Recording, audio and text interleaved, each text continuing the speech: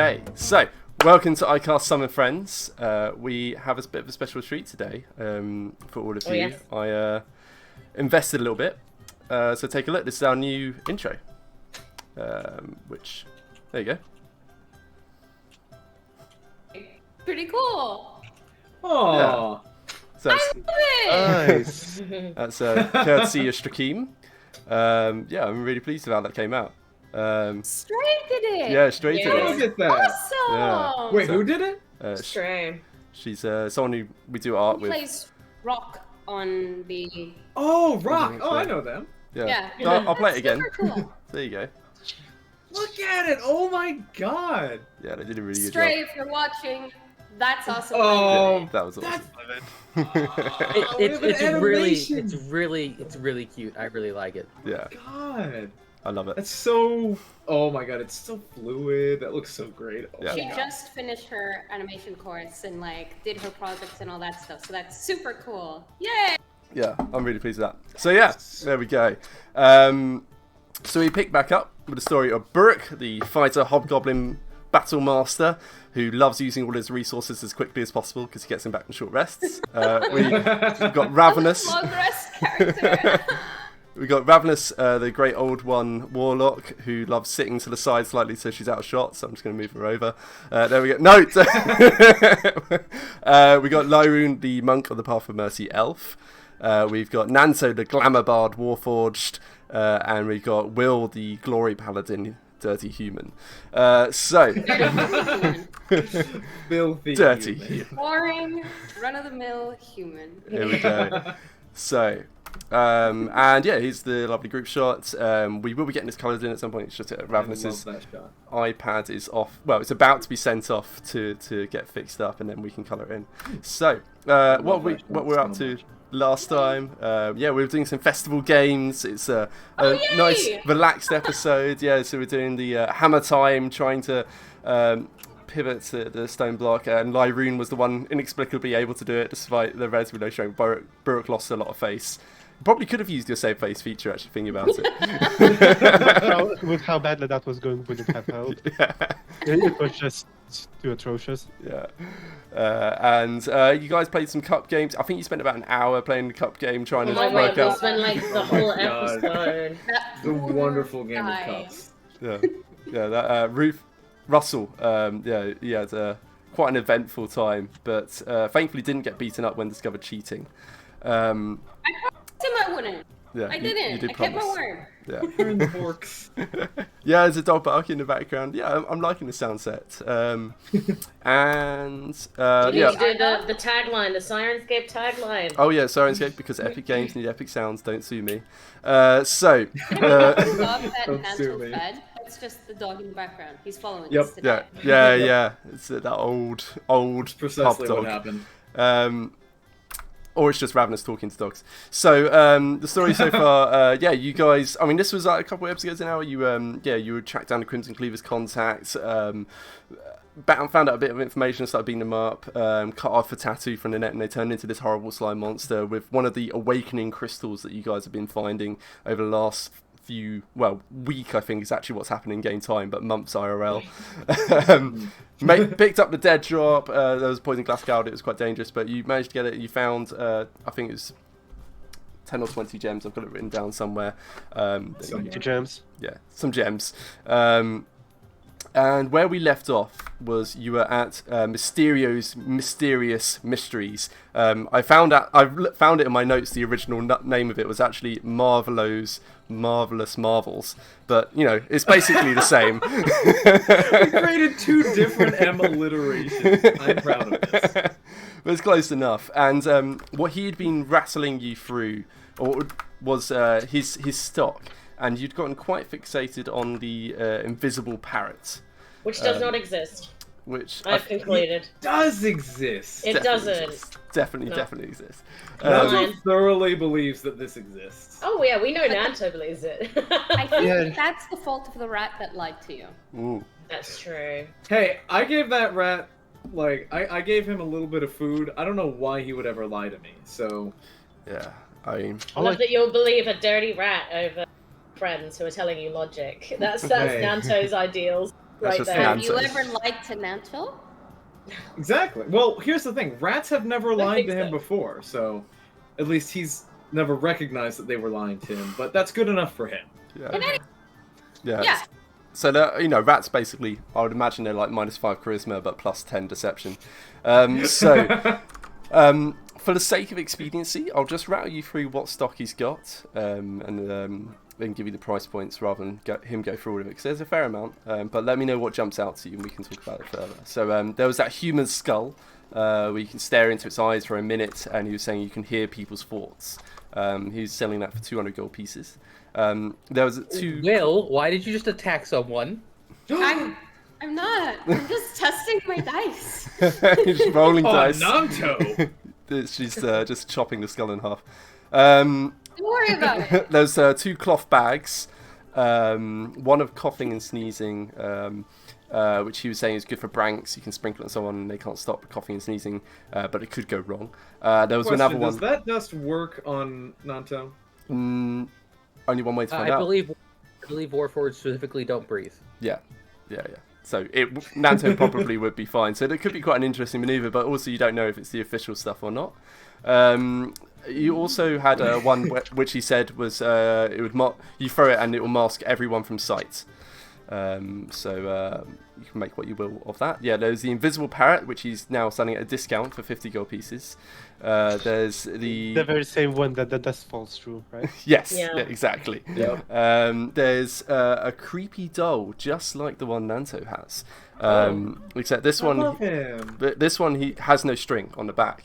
And what he claims is that it's got programmable phrases. So you spend an hour telling it the same 6 phrases over and over again of up to 6 words, and a specific condition that you want to trigger it, and it will say those words in that situation. So he actually holds it upside down to his face and asks, "Who has the very best wares in all of this festival?"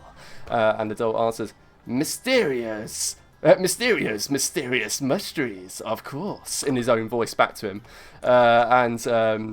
Yeah. That's 50 gold pieces. But yeah, he says you can program it in. He's got those lightning crystals that he was talking about as well. So you throw it and it explodes on impact, and Ravenous was unimpressed. Why would you waste a pretty shiny? There's a compass that will always point the way towards your heart's least desire. That's interesting. Yeah. How much does he charge for that one? 50 gold pieces. Most there's he's another sales pitch for him. Most shells capture the sounds of the sea. This one captures a voice, so you can speak a sentence into it. You tap it 3 times and it will repeat it. And he gives a little demonstration, so that one does seem legit. Does it actually capture the voice, as in it steals the voice from someone else? No. Mermaid style. No, more like Oh, that would be so much better. you just go up to a Come on, caster. DM, make it so. So yeah, It would be really nice. more like a little recording device. The key of mystery. So it's the head of the key is shaped like a little question mark.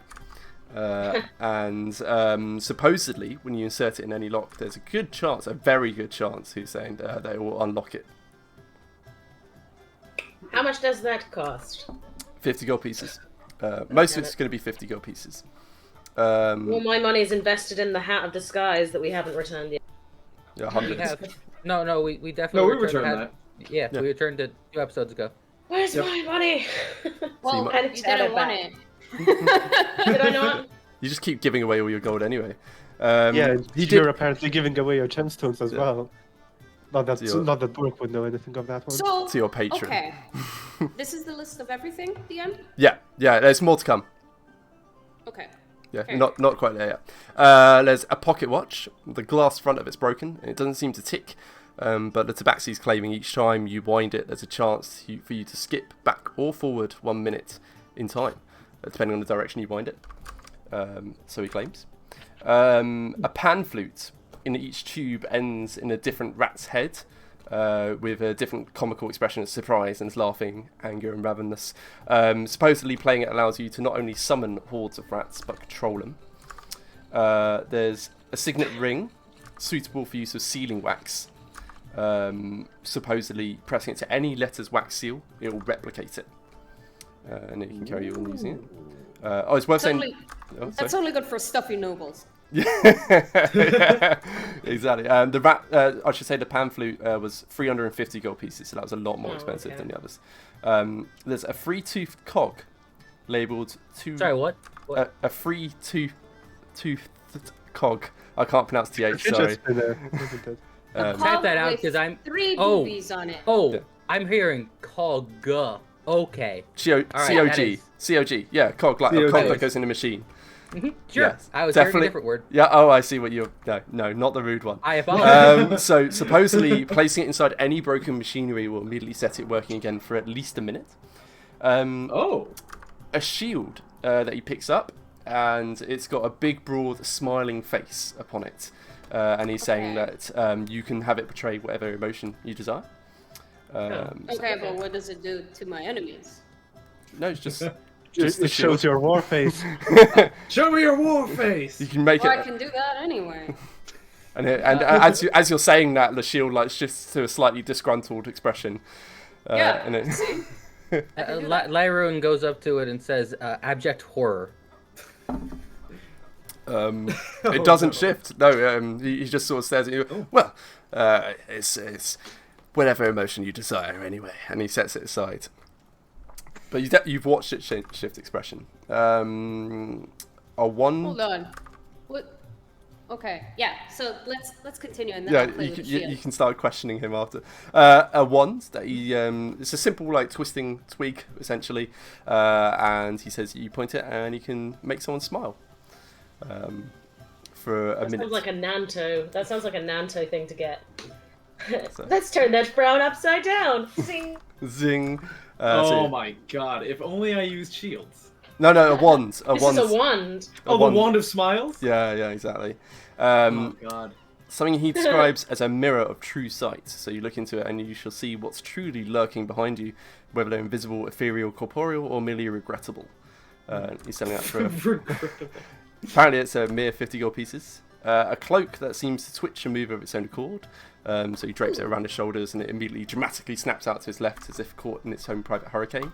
So it's a cloak of billowing. That's 50 gold pieces. And a bag, a leather pouch, is the last one, filled with 24 shiny buttons of various bright and pretty colours. Many seem to have a little bits of decoration upon them. 1 or 2 even have something sparkly on them. You place them for 6 seconds atop any clothing and they'll sew themselves on. Cute. Such random things. Yeah, it's a weird mishmash of stuff that seems like legitimate, real magical artifacts, stuff that you're a bit dubious about, and stuff that just seems cute and fun. I love it. There you go. There's mysterious mysteries. That's everything, yeah? Mm-hmm. Okay. Did you have a written list of that? Yeah, yes. I think it's been posted somewhere, hasn't it? No, I was reading off a list, but I will post it. There you go. It's now oh my god, chat. Yes. Yeah, there's quite a bit to it. I've got 2 questions in this. There you go, go ahead. First one, could I borrow one of those buttons? So before I do, I'm just asking how easy is it to get them off of the piece of clothing afterwards? Removing them is a simple matter. They just sew themselves on. You know, one of your many blades, and you can slice it free. But if you use one, you're carrying like a dozen swords anyway. Yeah. It's a matter of habit. I'm not going to leave them about, am I? Fair enough. You still got all the spears as well. Yeah. With that, I would grab one of them and press it against Will's shoulder pad. Just to test whether it actually fits on any clothing. It's a good point. On metal as well. I would need to keep it there 6 seconds, so Will's more than free to get, No, she just stares at you like you're a crazy person. Yeah, and so you hold it there for half a dozen seconds, and then you hear this muted dun dun dun dun, and it seems to be affixed. And when you pull it apart, you can see the string that seems to go straight into the armor. So there's holes in Mike Ramsey's armor. It's coming out of your hide. I'll keep that in mind. And, but at least for now, looks like Mysterious not lied about one thing at least. And the tabaxi's looking. So is this button has it pierced my armor? There's only one way to find out. Yeah, I try and take it off. Okay. Yeah, I mean it's just a button, so it's easy to just rip off with your raw strength, and the strings just pull straight out. There's no blemish left behind. So it looks like the strings like suck out the armor, but yeah, it looks like they're almost more passed through it magically rather than actually punched through it. But either way, you rip the button out, and then it seems to lose some of its colourful luster, and it's now just more like a normal looking button. So you've got 23 buttons left in the bag, and Mysterio leans forward, like his hands pressing it. I take it you'll be buying that one then. 50 gold pieces, please, young man. I will be paying for this particular button. 50 gold for one button? No, for the whole bag. For the whole bag. Okay. Well, I will definitely pay up for that one, but let's not hurry, shall we? The compass that you showed, I think I would be buying that one. Well, you're gonna have to DM me what Burrick's heart's least desire would be. But Ravenous. It just always points to Ravenous. That would be quite helpful, actually. Where is she now? Where is she? Oh god, she's gone again. Back in someone's mansion. Excellent. And he pulls it out again, and it seems to be pointing to the west, actually. Yes, 50 gold pieces, and it is yours. Very, very useful if you wish to stay away from something you really do not wish to be around. I see. Well, at the very least, I'll figure out what's... how does it deal with any local disturbances? Say, if someone unsavory walks by, will it wobble towards them? I love the dog. Well, if every unsavory person is your least desire, then it might get a little confused. Mostly I've found it tends to center on one thing. For me, it's the ocean. I cannot stand it. Too much wet. Too much wet. Will just shakes her head like somebody's adhering to stereotypes. And yet, you brought these by sea, didn't you? Just to check, Daggerford is just a bit upstream from the ocean, isn't it? Yeah, it's basically on the coast. I walk along the trade road with the festival, the Monster Festival, actually. We go from town to town. I never go aboard boats. God, no. Far too much water. And he gives a little shudder, tail poofing slightly. Oh, poofy. Is this a tall tabaxi, or is this a particularly short and fat and cute tabaxi? Very much the latter. Yes, Yeah. good. Fat and cute. Got Just a it. little fat, cute tabaxi. Yes. Yeah, exactly. He stands at about 5 foot on the nose, but yeah, quite portly. Clearly not a tabaxi who has lived a hard adventuring life, more a merchant. I'm okay with that. Yeah. Also, I can't stop but see a slight Cheshire kitten smile on him. It's just a bit too wide to be comfortable. Cute. I love it.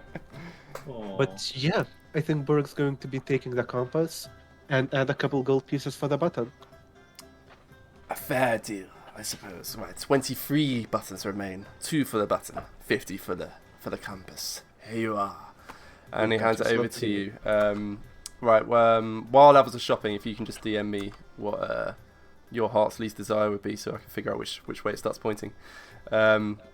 Just types in will. Okay. Ravenous, did any of that catch your attention? Any of those items? Ravenous, everything she can kind of do herself, like talking to people's minds, can do that. I can turn invisible and someone else invisible. So I don't need those. Oh, hey, hang on. How much for one of those shocky rocks? The lightning crystals. Well, I have 2 varieties. I changed my mind. That.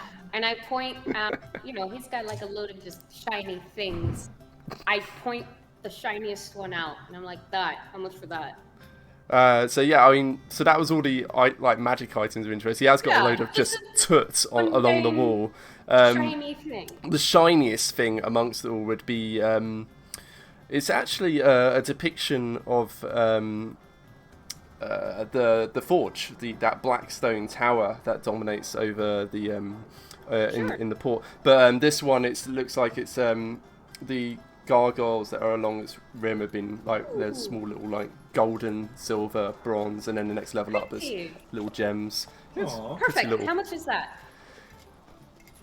Are you sure? These are all mysteries, mysterious mysteries. This is more. This is just a. Oh, of course. Okay. And he reaches Hey, over. man, And, I'll get to that. Do you want to sell it or not? oh, of course. This is a mere 5 gold pieces. Sure. So here you go. I hand him 5 pieces. I take it Done. and I give it to Ravenous. Here you go. You guys went through the Ooh. forge, right? Sorry. You guys went through the forge, right? We did. Oh, of course. Yes, we did. Yeah, they've got the little medals. Yeah, so it's you pick up. It's got a little bit of weight to it, and he just leans forward. It has at the top actually unscrews, and you can place something small inside as well. Ooh, just Nice. unscrews it. I have nothing to put in here. Oh, wait! She picks up the teeny tiny emerald that she picked off that ring from the nobleman on the Yeah. very first parts Oh of the my specimen. Yeah. god. Good And memory. puts it inside and screws the cat back on. Gives it a little shake. Yes. Yeah, it just rattles away inside. Wow. Lovely. Little gift. You're Thanks, Will. adorable. Yeah, and I just pull her into a little half hug. I mess up her hair and I release her. Okay. Right, Nanto. I'm just going like top to bottom order, basically. Any of that caught your eye? Well, there is one in particular. Oh no. Is it One the guess rat as to pan what it flute? Oh god, no, not the red. Oh, okay. Dust of season. Nanto's already more than enough capable of talking to rats, and they like him. They never lie to him. Definitely the parrot. Never. Oh my god, please don't buy the parrot. I am quite interested in the shells. Oh, cool. Yeah, so you can record a message. So just to reiterate on them, yeah, you can essentially speak a message into it, and then when you drum, I think it's 3 times upon it, it will then speak the message once more. Mhm. So it's like a recording device. Now, question about that: do I have to be the one who speaks into it, or can I like activate it and have someone else get their voice recorded? Yeah, you can absolutely do that. I can anticipate many hijinks from this. Oh, fantastic! Yeah, so you Nanto can. would Yes. very much enjoy the shells. Okay, so an excellent choice. I've used this a few times myself to surprise a good friend of mine. These will be mere 50 gold pieces. Just be careful not to break the shells. It is just a shell after all. Oh, don't worry. I have the lightest touch in all of the land. I would dare not break such a fragile object. What's your sleight of hand? -3. -1. Oh, okay. Oh yeah, bards, of course. Jack of all That's trades. honestly more than I expected. Okay. So So I will hand over the gold pieces. excellent. Okay, so yeah, he takes the gold, puts it away, and brings out a shell. It's got like a slight iridescent quality to it on the inside, but the outside is just like a ridged outer concave shell. There you go. You now have a shell of speaking and recording. Enjoy. Anything else? The pocket watch. That one actually is a little more pricey. So yeah, so as soon as you take an interest in it, he brings it back out again, and he very carefully doesn't wind it with, yes, this is one of my most powerful, mysterious mysteries. So it's said there was someone who wound it too far and skipped too far into the future, and well, they had lost everyone. But for the most part, you wind it once, and you'll wind forward a minute in time. Wind it backwards, and you wind a minute back. It doesn't work every time, no. It's some of the time. To insight that person skipped into the future. Yep, go for it. While she's doing, oh, don't worry. I very much enjoy the future. That's actually exactly what I'm worried about. I got an 8. Yeah, he seems entirely legitimate in that tale. Yeah, Are we he's- sure that this is safe for Nanto? One question though. So the person skipped into the far future. Does the watch stay where it was when it was? Given you still have it.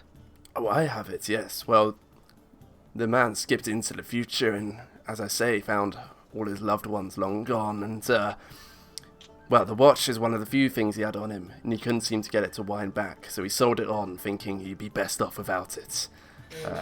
The watch comes with you.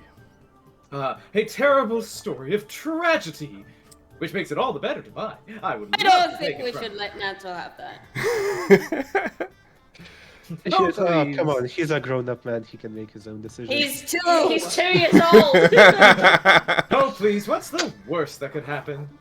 Well, Did we just all proclaim that in front of a wise merchant that, yeah, we are literally bringing a 2-year-old with too much gold in him?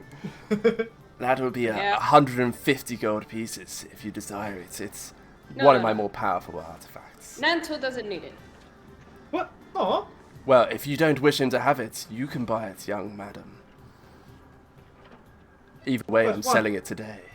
I But why ever that. not? Because I'm worried you're gonna go so far backwards you weren't born yet, or so far forwards that, frankly, it'll kill you. You worry far too much. You should know, above anyone else, I am a master of the arcane ways. I'm sure So nothing your will elude guts mine. spilled across the arena yesterday. Oh, well, that had nothing to do with my knowledge of the arcane. That had to do with one party. He doesn't need the watch. I tell the merchant. I very much would like the watch. He doesn't need the watch. And like he just starts reaching out like, someone's buying this watch. I don't mind who. Whoever gives me the gold first gets the watch. Oh, I can do that. Just throws money at Just him. levitates out. Yeah, good point. Apologies, but I very much would like this watch. Yeah. Yeah, no, that's fine. Just Windra is worried about Nanto's well-being, so thinks he shouldn't have it. Oh, of course. I don't think you should have it either, but I want to use it. Oh There yeah. you have it. Okay, so 150 Look, gold Nanto, pieces. just promise you'll be careful. Oh, I'll be careful as a bird on the edge of a dock. What? You'll find it. And I will hand over a necessary 150 gold pieces. Okay, so it's 200 total for Nanto. Anything else from Nanto? That will do it for now. Okay, alright. He's having a good He day. is quite pleased. He will spend some time while the others are shopping, speaking into the shell and hearing himself talk back to him and giggling. Excellent. That's cute. Okay, Will, there's a few bits that caught your eye, I think. Yeah, but Lyron can go first. Okay, sure. Lyra. Lyroon wants nothing. Oh. Yeah, well, there you have it. You don't want the skull? Oh, no, it takes a minute. It's like, all right, hey, shifty guy right over there. Hey, just stand right there and let me just stare at you for a minute. All right, wait for it, Hold still. just wait for it. All right, now. All right, let's I go. mean, if you're stealthy, it's more useful than if it belongs to Windra, you know what I mean? Well, I mean, they've got a very direct way to detect thoughts, to be fair. Yeah, I can figure out person's thoughts eventually if needed. Yeah. I can see So what's funny. inside your mind. Slice. Zone Right, of Truth is one of my favorite spells, to be fair. so, Okay, well, fair Will. enough. Will goes, let me see that shield again. Right, yes, the shield of expression. And he picks it up, and it's got a big, broad, toothy grin upon it. It's an excellent piece, I must say. Not only keeps you safe, but lets your enemies know. I how- cut him off and I take the shield off him. So Like, yeah, I get it, buddy. yeah, Just just head reach over. out and grab it. Yeah, how is Will feeling at the minute? I mean, suspicious, but not suspicious of Catman specifically. She's more suspicious of this shield. She's not sure that it is what it seems to be. Okay. She thinks there might be more to it. So yeah, the moment you take the shield in hand, it shifts to an expression of like a slight frown, and like a suspicious looking face actually, a suspicious expression. So it seems to immediately pick up what you were feeling at that time. Okay. And I look at it. And she's wearing her helmet, so that's kind of interesting because nobody else can see her expression. We'll finally know what she's thinking. And she hands it over to Nanto and she just goes, hold this a sec, would you? Oh, sure thing. He'll pick it up. Okay. Does it just instantly start smiling? Yeah. What's Nanto's emotions at the minute? Joyous, happy, and giddy. Yeah. So it just switches back to the broad grin once again. Like, yay! yay! Yeah. We need a yay sound effect for Nanto, frankly. I've got a button, I think, that's... Oh, no, I've got... Whoa. That's many people. Oh, yeah, That's a lot of Nanto. There you That's go. Nanto when he's got blur activated. Yeah, he just oh my god. Conjures duplicates 3 of him more appearing. voices. While They're all Nanto. while Will and Nanto are playing around with the shield, there's a surprisingly impatient look on Lyroon's face, and looks to everyone and says, "Well, you kids have fun. I'm going to be back in a little bit." Where And steps are you out. going? Just to check out things. I'll be fine. Yeah, huh? Where are you going? Out of character, it's because Vlad has to go. Oh, okay. Fair. Yeah, I I forgot was to mention that. suspicious that Lyron is going to do something evil, but okay. Why would Lyra Maybe. do something evil? Might just be. I don't know with you guys! If you play any games, make My sure to bad. come back and bring us all of the prizes you've won. I'd love to share in the jubilation. Of course. I'll be seeing Yeah. you guys soon. Take care. Yeah. Ta-ta! Cool. Right. See you? Oh, he's gone. Now you have to sort out the cameras. Yeah. That's fine. Camera time. I'm Lyra. Bork. That was quick. Wow. We actually... Wait, where am I? No, I'm good. I'm just... Oh, I'm wide. You're just very ravenous. This is relatively easy for me to I fix. don't This know time. why it always switches you and me around. You can see my background now. No. No, let's get rid of that. There we go. Don't get rid of it. Nobody needs to see that. Okay, so yeah, you're just I don't messing. mind if you see my background, but my camera's so damn close, you have no choice. Yeah, I know. Okay, so yeah, you guys are messing a around. little bit to the lower side of his camera shot. There you go. Rare, zoom in. Yeah, there you go. And there was one other thing I wanted to do. Yes, I need to grab. 1 second. Ignore what's happening. Ignoring. There And you go. then paste duplicate. There we go. Right. So, yeah, you're messing around the shield. Yeah, you hand over to Nanto. He immediately swaps to the broad grin because he's delighted with his new purchases. He's just speaking to the shell, and yeah, there's this shell, the shield he's now holding, and it's big broad grin on it. What do you do, Will? Yep. Okay, so it's she takes the shield back, and she's feeling a little bit disappointed. So I imagine that it wears a disappointed face. Yeah. Oh, it really is just showing me whatever the hell it is that I'm feeling. Well, I know how I'm feeling. It's But do not your like- enemies? Why would I want them to know that I'm feeling anything other than pissed? Well, then be pissed in battle. I did that anyway. What? Okay, I don't need the shield. I hand it back. He just shrugs and takes the shield back and pops it back down. And like as he takes it, he's just like slightly disgruntled, is the expression. And then he just sets it back down inside. Okay. Anything I else? don't know. I guess I was hoping that it was like a screaming shield or something. It might throw people off. Yeah, what about that disappearing dust there? Ah, yes. He scoops up one of the cloth bags very carefully and takes it in hand. You throw it to the ground, and everything around you, well, everyone and everything around you will become invisible from sight. Oh, what's happened? Vlad's back. Blood's back. Oh, I imagine maybe- he's joined on a phone or something just so we can listen in, probably. Ah, okay. There we go. I fixed it. All good. So, yeah, everything and everyone around you will disappear from sight. How many times can I use this? Just the once. This is Oh. very rare substance to obtain. I mean, sure, but sticky fingers over here can just do it at will. At will. Well, Thank you. make a persuasion check. Okie dokie.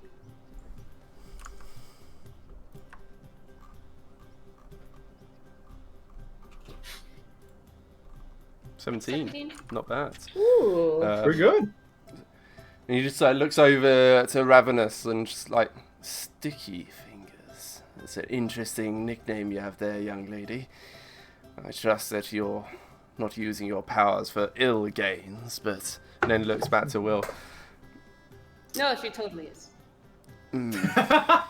Unfortunately, a well-earned one. Well, But we love her for it. I pat Ravenous on the head. Let's not forget who paid for that bag. Nato. the Bandalore. Yeah, Uh, the Bandalore. Very well. Well, so long as you promise you're not going to use this for ill means, I suppose a small discount could be in order. Me? Nah, I'm a sick of the mud paladin. Not allowed. She shrugs. Very well. Call it 65 gold pieces for the pouch. I mean, that's before the discount we're getting for all the stuff that we bought, right? Well, I have to make a profit, you understand. Oh no, it's a pawn shop! How much did you buy it for? We're on Pawn Stars.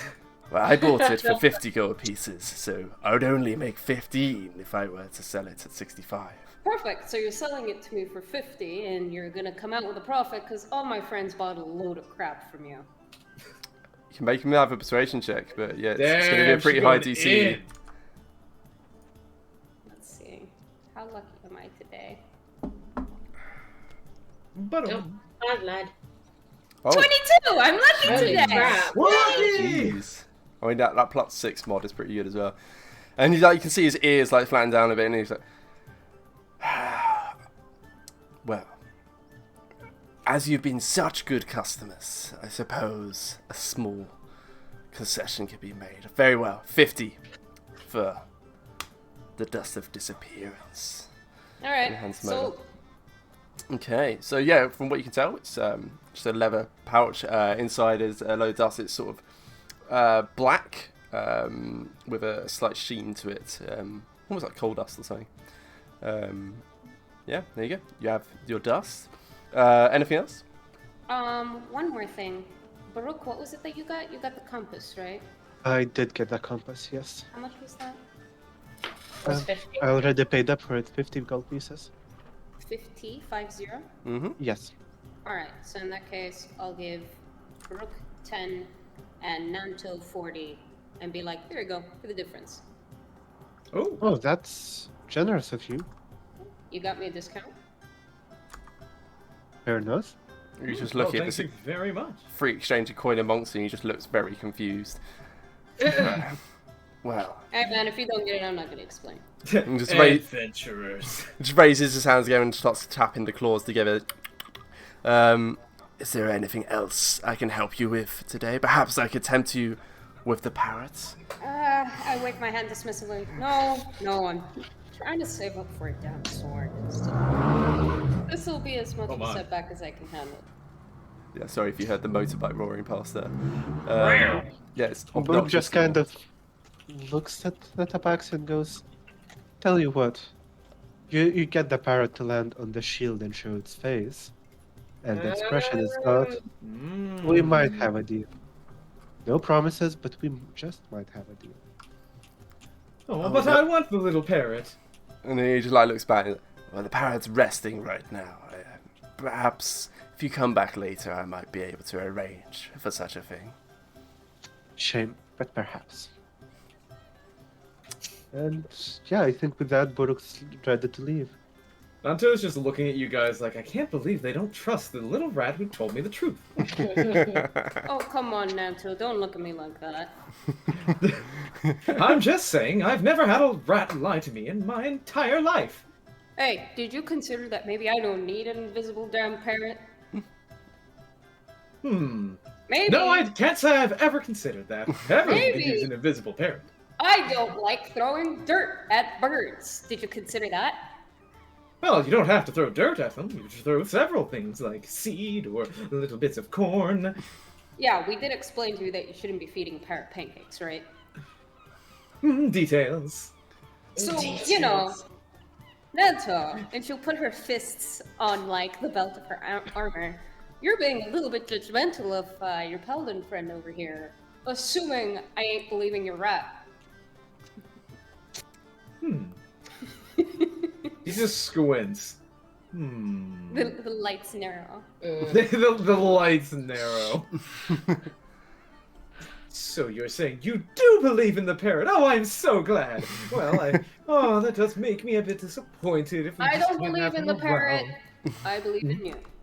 Now, that's enough talk about birds that might or might not exist. I'm already done calling this thing called Schrodinger. So let's just go on to the next thing, shall we? Schrodinger's parrot. Schrodinger's parrot. The invisible parrot that may or may not exist. Okay. So It is yeah, it's, both until we Definitely check. exists. and he's just like watching this conversation, like as his like nails continue like clacking together, and he's like, "Is there nothing else that I can tempt you with then?" No, I'm good. Yeah, sure. You got a dragon slaying sword. I could acquire one for you, I'm certain. I mean, I think not. But if you manage, make sure you check in with. Flair is failing here. What's the name of the lady that owns the arena? Violet? Lavender? Lilia? Lilia. It was some kind of flower. Oh, Yeah, but One of the flowers. if you get your hands on one, make sure you talk to Lily at the arena. I'd definitely be interested. Dragons are kind of my, well, not my thing, technically. Well, Which is why I need the sword. drop by at the end of the day and I'll see what I've been able to rustle up. End of the day. Damn, they're quick. Yeah, that's real fast. Mm. Some good supply lines you have there. That's Oh, concerning, but I definitely will. excellent. I will. You cat. Excellent. And then, yeah, he just nods and says, "Very well. Well, I'll be seeing you soon for more mysterious mysteries. In the meantime, you there, sir, what mysterious mysteries would you like to..." And he's just like, he's calling in the next customer, like someone's just walking by and trying to suck them in. I So would like Burke to. had stepped towards him to ask one more question, but seeing that the merchant is already busy, he just goes, "Yeah, perhaps next time," and just Were you walks gonna off. bother the bird again? You were gonna bother the bird again, weren't No, you? I was not, in fact, but that is still a decent guess. But no, I was planning to ask him if he has seen anyone looking suspiciously like any of the dalliances. You know, given those are a bit interested in magic. But, or you know, seeing that already the next person is getting roped in, it's Carnifolk. How likely is it, especially given that Flashhead's gone on the hiding? Yeah. Perhaps he will join you in the evening, though. Oh man, I hope he shows his face here. Alright. Crap out of it. Absolutely. I would like to check his dust of disappearance. Just, you know, open the bag. Kind of look at it funny. Doesn't look invisible. I point it towards Ravenous. Does this look like it's real to you? Did I just get ripped off? Make an I don't know. Arcana check, Ravenous. Oh god. Or, you know, dip your pinky in it. See what happens. Just see what happens. What could go wrong? I could do an Arcana check though. Let me just sort that out. Sorry, I usually have my sheet on my On your iPad. iPads, right, It's yeah. a lot easier. Do we have access to your sheet? One of us could roll for you. Yeah. Otherwise, you can do it in Discord, Sammy. I have to type then, and it takes so long. Typing's hard. It is what Super hard. Yeah, there you go. Just copy paste. Flair's typed it for you, so you can just copy paste that. Lower It's case C. sensitive. Yeah, for no reason it's case sensitive. 6. That's a six. So you're looking at it, and I mean, your arcane gifts come more from gifts, literally, rather than any actual knowledge or studying. So it's black, slightly iridescent powder. Could be. You don't really know. Your guess was as good as mine, Will. Would I be able to take a look? Sure, be my guest. I pointed in Nanta's direction, trying not to spill it all over the place. Okay. I do love a good old prank here and there, and this seems like right up my alley. Now let's take a look here. Okay, I've worked out how to use my sheet. Nat 20! There we go. Shut See? up. That's a- Oh my god, of course he would nat 20 the pranking dust. yeah, pranking. I mean, also he's very like we've gone from a -1 mod to a +8 mod, so yeah, it makes sense that Nanto's got it. So Nanto, you've actually seen something like this before. As you are a prankster and you've messed around with such substances quite a few times. taking one look at it, and you obviously have no sense of smell really, but you can look at it and you can see that iridescent shine to it, and you recognise it's not quite what was advertised, but certainly it would have the effect that was described. This is something more akin to a smoke bomb. So you throw it down and a big plume of smoke would appear and everyone would disappear from sight, but not from being rendered invisible. Oh, nice. Yeah. Ooh, tricky. Alright. He just kind of like looks at it a bit and just well, that's disappointing now, isn't it? What? Ooh, Why? I have several uses for this actually. Oh, why that would be a classic smoke bomb. Oh. Well, I could disappear at a moment's notice, fleeing away into the night through cloud of smoke, we'll through just... guise of fog. Nanto. You had me at, I could make use of this. Here, I hand it over. Please, stop talking. Stop talking. So you're buying it? No, I already bought it. Oh! Yeah, I've already paid for Yeah, it. you guys are like put it- walking away at this point. Yeah, he's Yeah, moved I on to put perfect. in the Discord, add your money because I've already subtracted it. So I'd Oh, rather you and- guys pick up the money I subtracted rather than Will just throwing it over her shoulder. You know what I mean? Okay, Yeah. So she just hands it over to Nanto. cool. There you go. So you can add smoke bomb to, and you're on Dice Cloud, so that's easy to do as well. Yeah, boom, smoke yeah. bomb. Brooke, Is there any you're- mechanics to it? That I should like write down? Yeah, actually, because with a Nat 20, especially Nanto would know how it works. Obscuring smoke, so only true sight can see through it, creates a 10-foot radius cloud from where you throw it on the ground.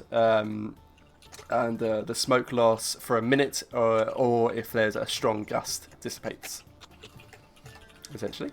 Got it. Burke, your compass Yes. is unerringly pointing towards the northeastern side of town. Or at least northeast, anyway. Is that where the blacksmith is? The blacksmith's near the town square. That's more like southeast. This is Okay. Brooke's least desire rather than most. Oh, least is that. Ah. Yeah. Then it will be pointing at Victoria's Secret, right? That's a good point, That's actually. fine. Oh, it's Magic. nah, not quite. But- It's still not something. She kind of looks at that, shrugs, figures. You know, let's. Once we walk around the town, I want to figure out just how accurate this thing is.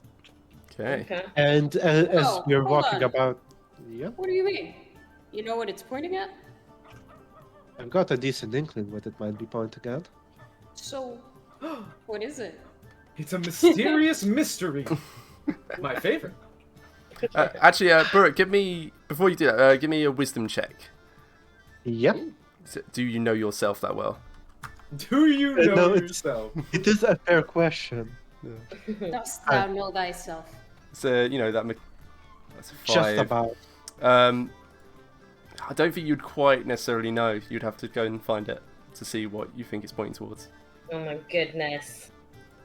Well, that'll be fun. For You might have a vague idea of things that you dislike, but you wouldn't necessarily know. Yeah, and Will is gonna straight up ask. So what is it? Well, if I knew, I would tell you. All I can tell for the moment is that thing does not seem to be too close, given that we walked out the store and the needle barely moved. Oh, At least it's pointing to a different spot than the cat said. So sticks. that's a I mean, benefit. you want to walk towards the thing you like the least. Tartarus, I'll come with you. Yeah, sure. Sounds like fun. Well, if he doesn't know, he must find out some way, and approaching it is the best way to do so. Figure I'd probably know what I like the least of everything, and I'd not be going towards it neither. But good to know. I mean, I appreciate your ideas, but I was thinking of going sideways, just to see how fast the needle moves so we figure out how far it is. Oh, that's smart. What a clever ploy to solve this riddle. All right. So, what do you guys want to do next? Well, we have an entire festival to get to, don't we? Yeah. Most of it, yeah. And we can't let Lyroon beat us to all the games. He's probably beaten every single one of them by now. Just sprinting around. Well, Ravenous, you're super quiet. What do you want to do? I have things that I need to do later, but for now, let's just see what else what other fun things there are to do. Well, if none of you guys have anything specific you want to do, I kind of want to catch a show. Ooh, what kind of show? A Singing puppy bards. show. Sorry. Sorry, Will. Singing bards. Oh, well, I could put that on for you anytime. I'll bet. But let somebody else have a turn, huh? Oh, all right. I suppose I can't let my greatness seep into everywhere. What, are you that excited about putting on a show? I always would love to put on a show. I have so many stories and tales of which to tell, and only so many ways to tell them. Hold that thought. DM, would Will know if there's like an open mic somewhere? In the, Open mic night. Open amplifier night. Give me, Heck yeah. give me a perception check. Me? Yeah, Will. Oh yeah, open mic night. Can I lift Nanto? Because I'm about to try. Are you could. Yeah. Does he have ears? Yeah, you can listen. He can hear things. Yeah. So if you want, you can get Nanto to listen on your behalf. Can I lift him? Am I strong enough? How Oh. much does Nanto weigh? Yeah, that's what I thought you said. Oh, sorry. I understand You're what you're saying okay. now. So how heavy is Um, Nanto? How heavy is Nanto? So that's always a good question. I always assumed he was fairly heavy for his size, like being made of metal and all. I mean, my strength is currently a 17. I I mean, think I you'd would- be able to lift him. Yeah. I would Okay. easily think, like, even despite his size, like 200 pounds. Alright, so then Will's just gonna go and lift Nanto up into the air. Ah! Nanto, tell me if you see anywhere where performers can go and like put on a show. And I like rotate him like that thingy on the submarines. Periscope. Periscope. Yeah. We're in the middle of an alleyway. Should we at least get to a town square before you do that? I assume he carry had. I can lift him. He just, well, I can verifiably say there are alleyway walls here. No, Brooke, some of us like to use our muscles instead of just having them for show. Just saying, it wouldn't kill you to wear sleeves. Wait, doesn't he have sleeves? Hey, it's got Fully chainmail. chainmailed. Close enough. Fair enough. Okay. Eh, So I presume you troop your way out of the alleyway and back onto the main thoroughfare. Does Brooke just take that? He kind of just looks at you funny and goes, "Really? Is that what you're going to go for?" That's what we're doing here. I mean, you've obviously got muscles. You're just not putting them to use. I saw you at that Warhammer stand. Yes, that wasn't the best day. I broke a cart. We didn't even get it to the top. Guess that's why I'm carrying Nanto.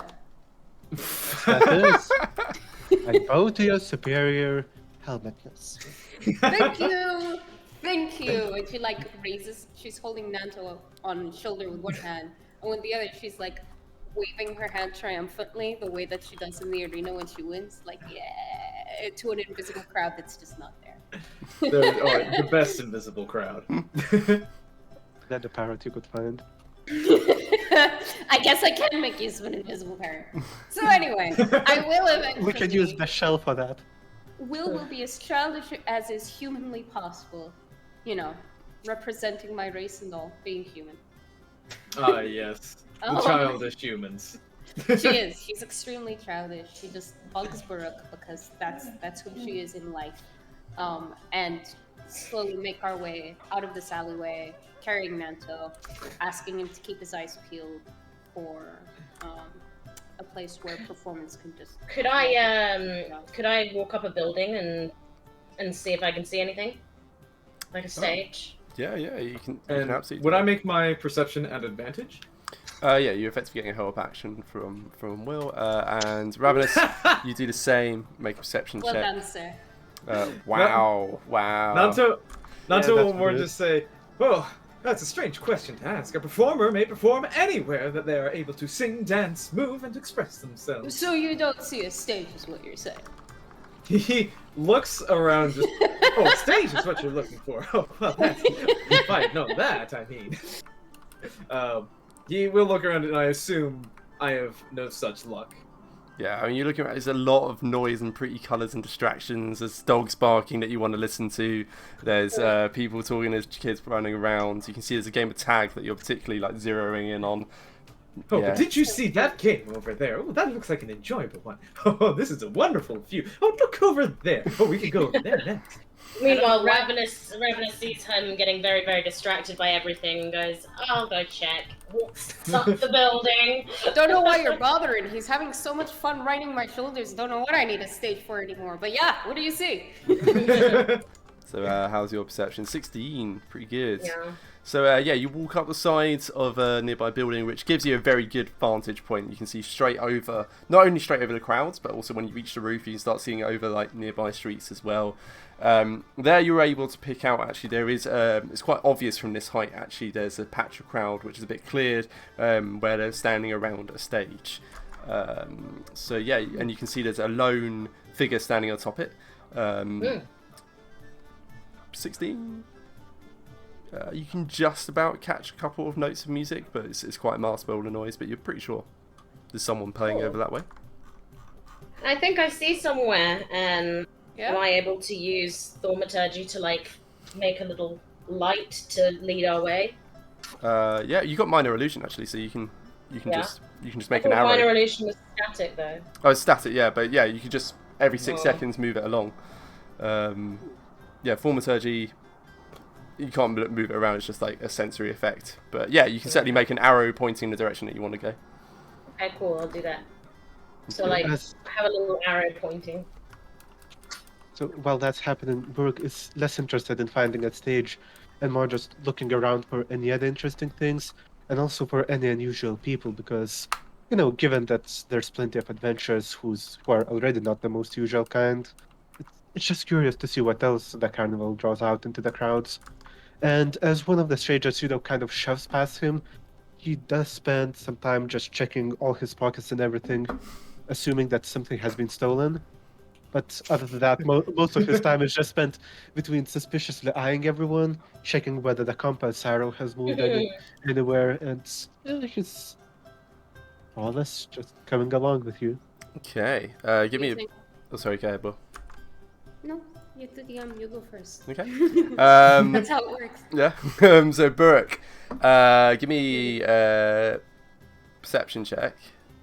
Just for That will be a 12. Okay. Yeah, 12's good enough. Killing it, guys, killing it. Yeah, as you're walking along, you do spot one familiar face that you weren't expecting to see. Oh, it's Danny DeVito. So, and, I'd rather have Michaela than him. No, not Michaela! No, not Michaela either! It's Danny! I love that you He's immediately called it. Yes! So last you I saw knew it. Danny DeVito was incarcerated after you had leveled some pretty serious accusations at his way after rescuing him from the rat sewer place. You then accused him of potentially being involved in the rat antics. But yes, you see him. He's marching along. He's actually currently arguing with a store owner. Seemingly he's been buying toffee apples, but he's questioning the quality of them. But yeah, so you spot him. No one else, no dalliances, no sign of anyone like that. I'm glad to hear that, and I will be giving that stall a rather wide berth. I don't exactly want to get into a brawl just now. Yeah, there's a brief flicker in the compass. It points his direction, then back to northeast again. Nice. Yeah, so yeah, you see him. He seems to be arguing about the quality of the toffee on the apples. Apparently, it's not up to his scratch, and he mentioned that he'll be ousting them to the invisible hand. Seems to be trying to have his way. So you carry on making your way. Yeah, does Will see Brooke checking his compass and his pockets and all that stuff? Yeah, So the compass definitely, spotting DeVito likely. The pockets, yeah, it's kind of obvious when, you know, right after brushing past some guy, she just goes, Okay. So then Willa's gonna be like, "Hey, Rook. Yep. Remember when I asked you if you ever smile? Yes, I remember. Can I extend that to do you ever have fun? Damn, can you just relax? I slap his shoulder with my free hand. We're here to have fun. This is how he has fun. Oh, By you being a are. neurotic mess.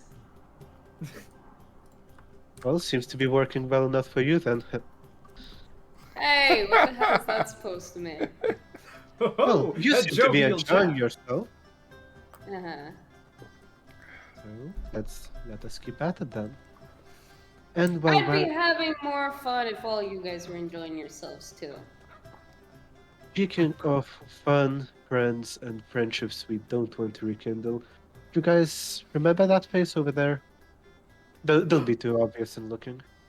Oh, Wow, I would that's love to say hello again. that's some way to make somebody feel welcome. Jeez. We've gotten into a bit of a story with that guy. Oh, I meant me, but yeah, sure. Never mind. Sorry. Yeah, sure you were. Anyway, what's the story with that guy? Well, and Willa's babies. stopping. She keeps walking. well, we saved his life. Then we turned him into the guardsman. All things considered, I don't think he would be too happy to see us. Oh, he'll be You very turn him into unhappy. guards? Well, should we go turn him in again? And she turns to face, this guy's direction. I reckon they figured out it's all good. Oh. Well, alright then. Okay. But- and But yeah, to give a long story short, Ravenous most likely told you a little bit about our our journey to sewers and all the rat curses. not much, So- but it sounds pretty gross. It's for the gist of it, we found someone cursing children into creatures. It wasn't Uh, just gross, it was disgusting. Thank you, Nanto. And yes, we also found him being chained over there, and now he claimed to be able to stow away the curse. We weren't too certain about it.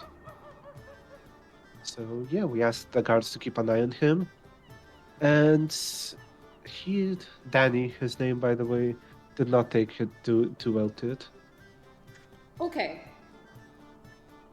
You guys got rid of the person turning kids into rats, right? As best we could. Did you see this cloak? Yeah, Yeah. that was his, so to say the least. It So all the happened bed. in sewers. It's all down the drain by now. Really? Ah. Now he decides to crack a joke. Oh, was that a joke from Arborrook? Oh, I'm so proud of you. Alright, but there's no risk of kids being turned into rat things anymore. Right? Not- we not as soiled best that we know. operation. Not did as Brooks- best we know. Okay, alright. Good. That's good to hear. Jeez. The last thing the kids on the streets need is to worry about being turned into rats on top of everything. It's already hard enough for them to get by. Yeah, and things that happened before that, like hungry parents selling them to do so. It's been an annoying week, to be honest. You guys sure do keep things interesting. Oh, we don't keep things interesting, we just follow interesting things. It's I guess that's why Daggerford. I'm here, huh? I mean, it's Oh. Daggerford. You've seen more of it than us. You should know it's not too nice of a place when you look for the dirty side. Oh, come on, Baruch. There's good stuff too. Oh, this is a Oh. wonderful town. Oh, of course, there is good stuff. It's just the good parts of it don't really need many adventures like us. Yes. I don't know, yes. the arena begs to differ. In that case, we could stick to arena. I don't know, you guys seem to be more fun. So I'm Ravenous. fun? How close? Totally. How far is that stage, huh? Nato is smiling very, very widely right now. It's just a little further. Just keep following the arrow, and it just like moves her image a little further forward ahead of them. Yeah, so Sure. every half dozen seconds, there's just this glow of sparkling purple overhead that then forms into an arrow pointing the way, almost like a sat nav. Okay, so yeah, you pass by Danny DeVito and you just catch and go, "Nobody cheats Danny DeVito!" And then you just carry on walking by.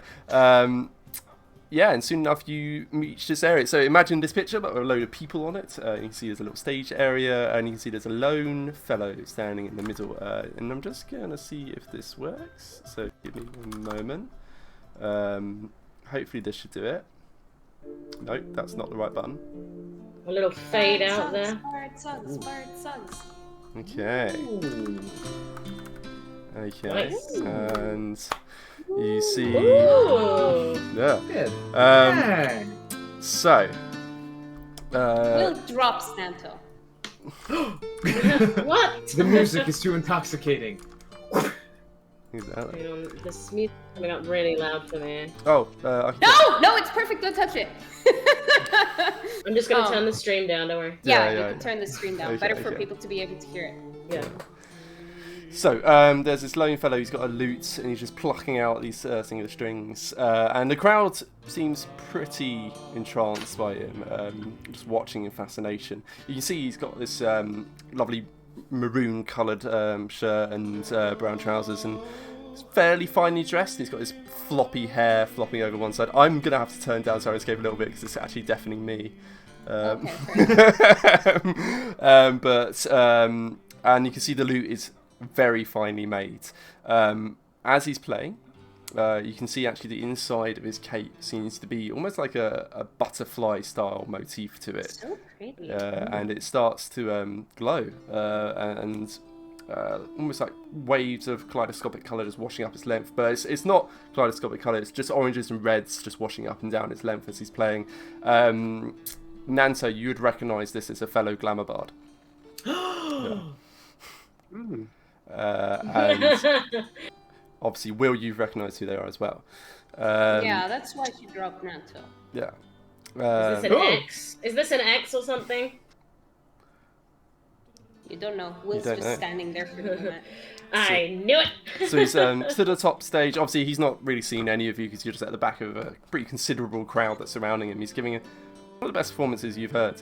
Certainly a higher caliber than you'd expect from just some musician at a festival.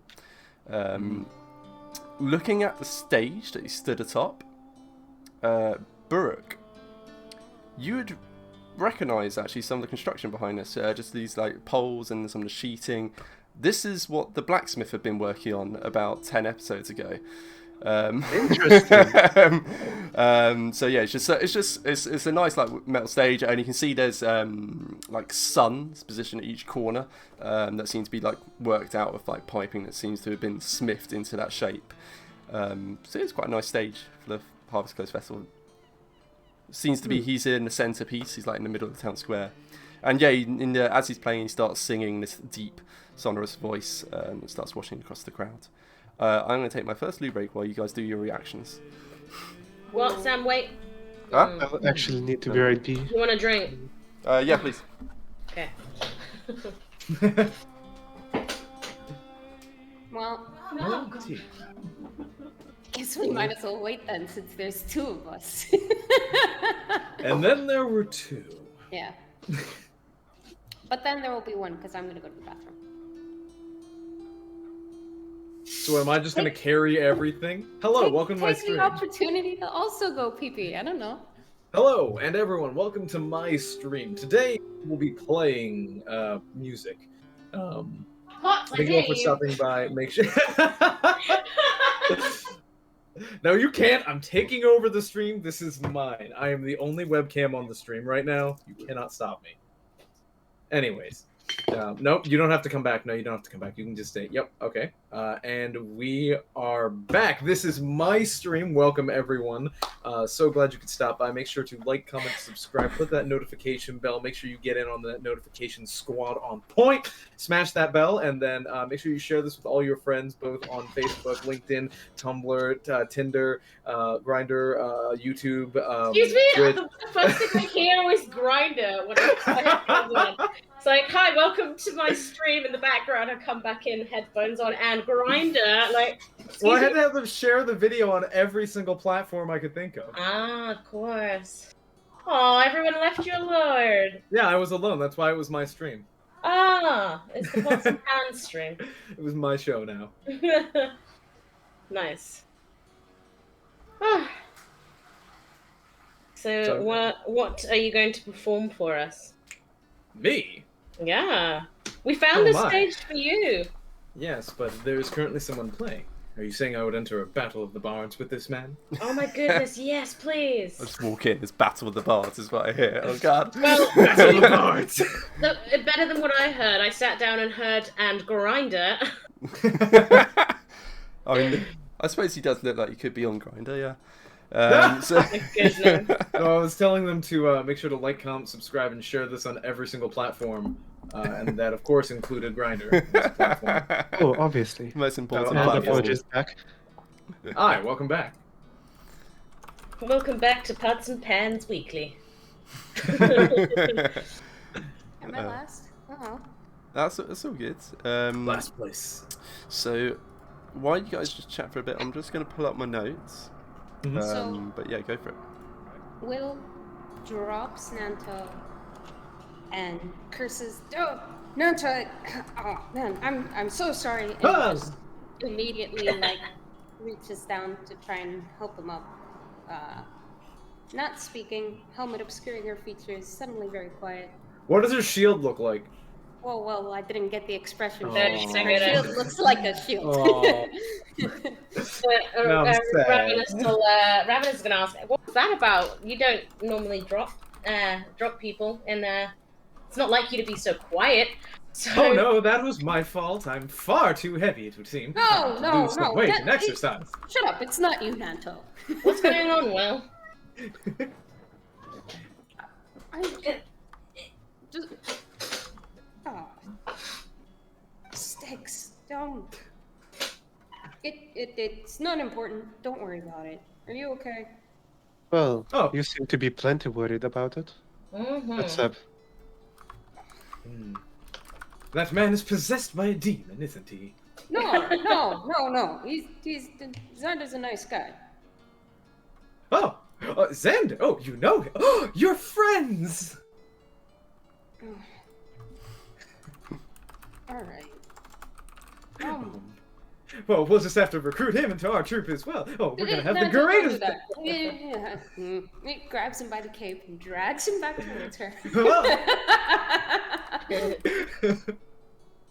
It's not a big deal.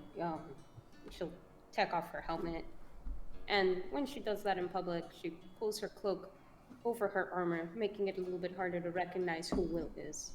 Most people have only ever seen her with her helmet on, and she's flushed, and She's the same color as her cape. yeah. Almost. She's fairly, she has a rosy complexion, so when she blushes, just her whole face goes red, I imagine. Anyway, just, can we not go and talk to this particular person? Well, looks like there's two people we are avoiding in this carnival then. We are going to have to do something and find someone we like. But I suppose if you have some kind of old story, I would love to hear it someday, but I will respect your wishes for now. We shan't say a single word to this man. Nay, we shall avoid him with our lives. What's your life? Let's not get too eager. Guys, he...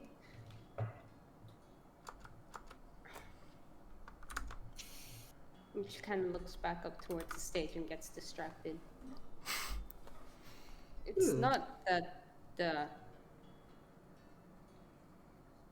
he should be avoided or anything. You know, not done anything wrong. Good, because I would hurt him otherwise. Good, because we beat him up otherwise. Yeah, and there's ambivalence on Will for a moment because she's like, "That's nice of you, thank you," but no, it's Brooke. Yep. Remember how I said, I'm cursed? Yeah, I do Well, remember. I wasn't kidding, and And this Alexander- guy fell for it. Then. I guess you could say that, yeah. Oh, so we do have to beat him up then. No. Until not yet. Hold What do up you a mean bit. not yet? Not yet. Give him a chance, then we beat him up.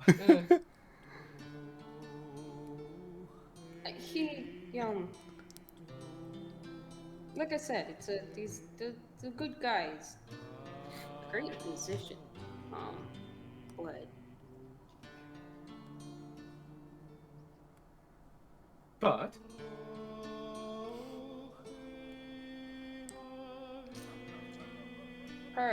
love curse. It ruined everything. Wait, love curse? I don't know anything about a love curse. Cursed by the god of love. Back where I'm from.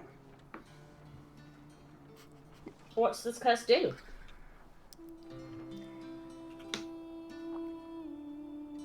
Worst thing you can do to somebody who just wants to fight stuff and be strong. Makes people want to marry me. oh, that hardly sounds like a curse. It's a pain in my armor, let me tell you. Nice. But true love is some. Oh, wait a minute. If it makes them, is it not true love at all? No, I don't think it is. It is Oh. love, alright. It just sounds by it you're not too interested in that whole thing. I mean, Nice. Oh, well, that is terrible. You have it on my authority. I will never marry you. I promise you. thanks, Nanto. You know what? I think I'll agree with the knucklehead on this one. But when it comes to this guy, do you reckon we just let him play along and find some other corner of the town to look for? She's not sure. She looks back up at the stage. She's kind of hurt when she looks at Xander there. Wait a minute. Do you like him? Were you the one who was actually in love? No. No, I just... Inside check. Yeah. No! Yeah. So contest. Well, if you're Would contesting, you like Will, to? I don't know. What am I rolling? I don't know, if you're lying, then the deception check. But if you're telling the truth, then just an insight check from Bert. I mean, he's got 17 on insight, so You can just, choose. Sure. I'll set a DC. 17 beats it because it's 17 and we're like level 6 or whatever. A bit difficult.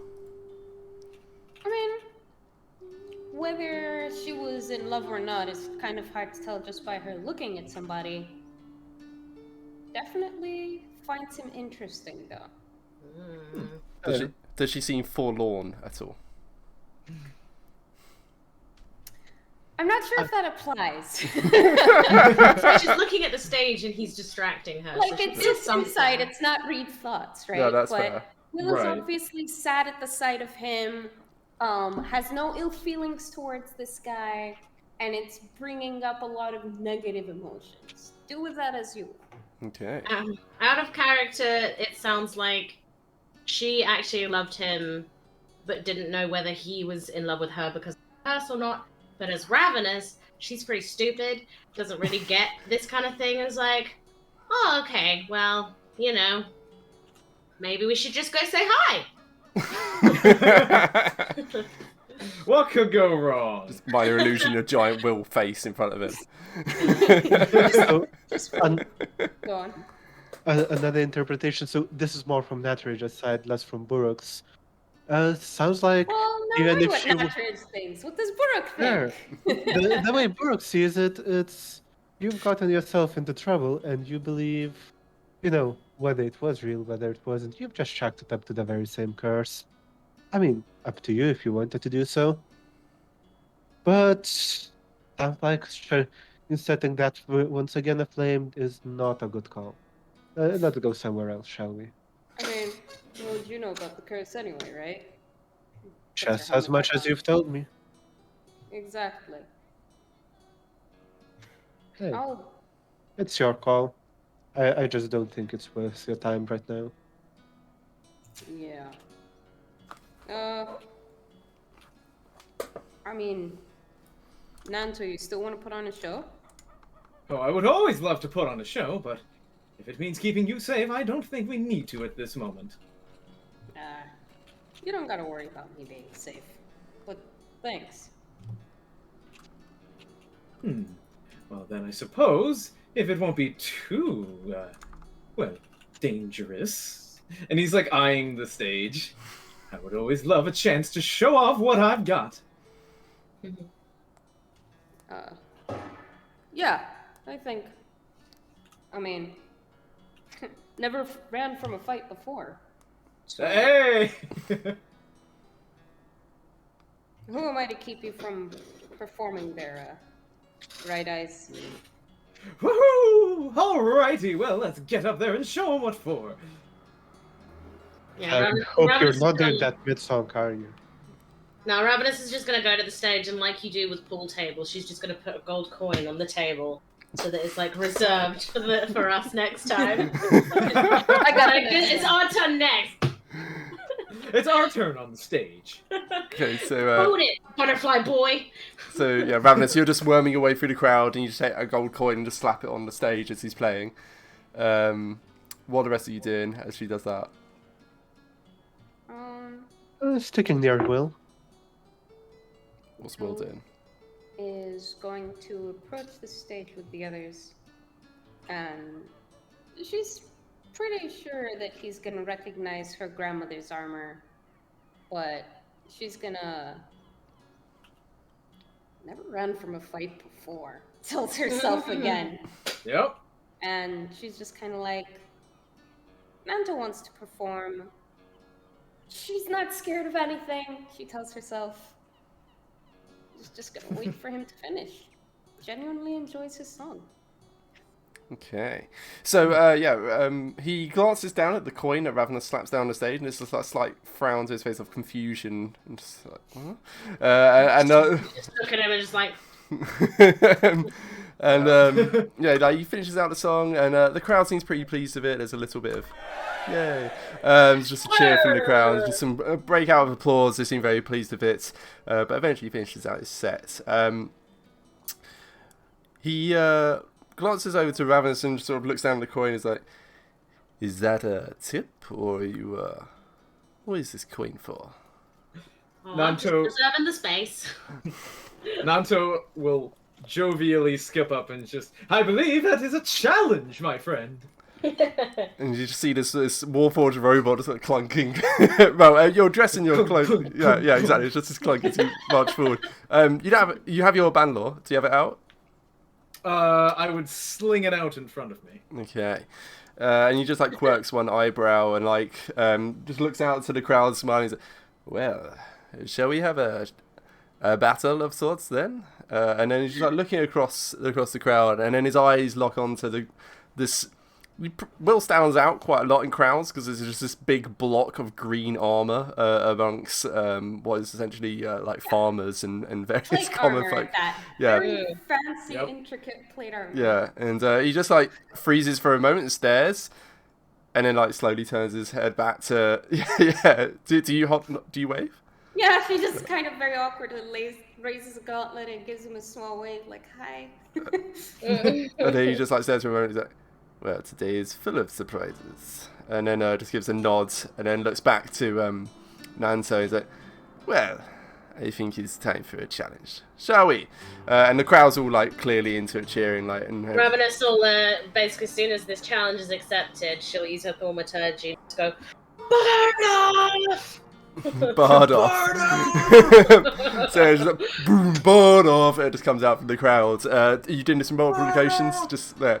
And eventually, like it starts to catch hold across the crowd, just cheering like barred off, barred off. It starts washing through the crowd. Will, I assume you're just standing transfixed, staring at this guy as all this is transpiring around you. And then, so Nanto, you waves you towards the stage. What are you gonna perform, Nanto? And give me a performance check for it.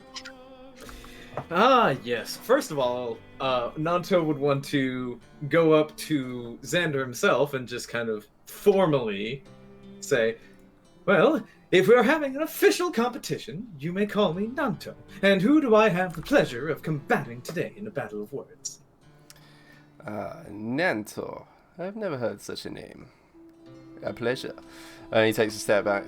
I am Alexander, but my stage name is Xander. It's more fashionable. And just plucks out a few chords in his instrument. I can't say I have ever had someone challenge me on a stage before, but I am game for it. Oh, I am game as well. For you see, I see no better way to better both of ourselves than by challenging each other to aspire to greater heights of bardic poetry and performance. Poetry? I save such things for love, but I'll certainly play a song aside you. Well then, I hope you're ready, sir. Ah. And he's going to twirl around, and as he begins his song, I'm going to activate my Mantle of Inspiration to assume that blue, beautiful aura around him. That light greenish, tealy blue energy as his clothes change and shimmer. Excellent. So yeah, just this explosion, this riot of colour washes out from Nanto. And then pretty much on the first strum down, just let the chord linger as the colors change. Okay, so I think this should let me. Let's see if Syrinscape cooperates with something. There we go. So that first strum, there's this explosion of colour that washes out from Nanto, and immediately there's a slight hush in the crowd, and then you can hear one or two voices called out. They were competing. And there's a few people who seem to recognise you from your bouts in the arena. As soon as you gave that explosion of light, they seem to recognise that from when you were fighting the dragon. They slew the dragon yesterday. He was okay. I was actually going to regale the tale of the dragon fight. Amazing. Yeah! So this is perfectly apt. Go for it. Performance check. Let's see. Oh! There's a time to perform 22. Well. 22. Go for it. Oh, that's a timing. Go for it. So you take the stage and you start strumming out chords on your band law, and yeah, it's a masterwork performance, as good as any of you have ever heard, really. 22, 20 being is like as good as it gets, basically. 22 is being beyond that, really.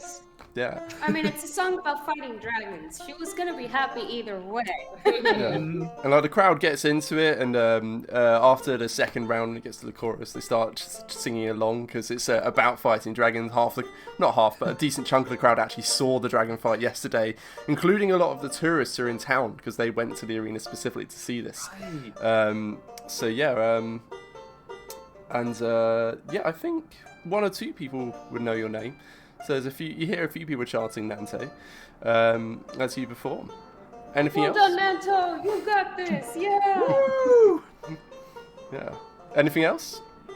I am going to twirl with a flourish and then bow down at Xander for his turn. Okay.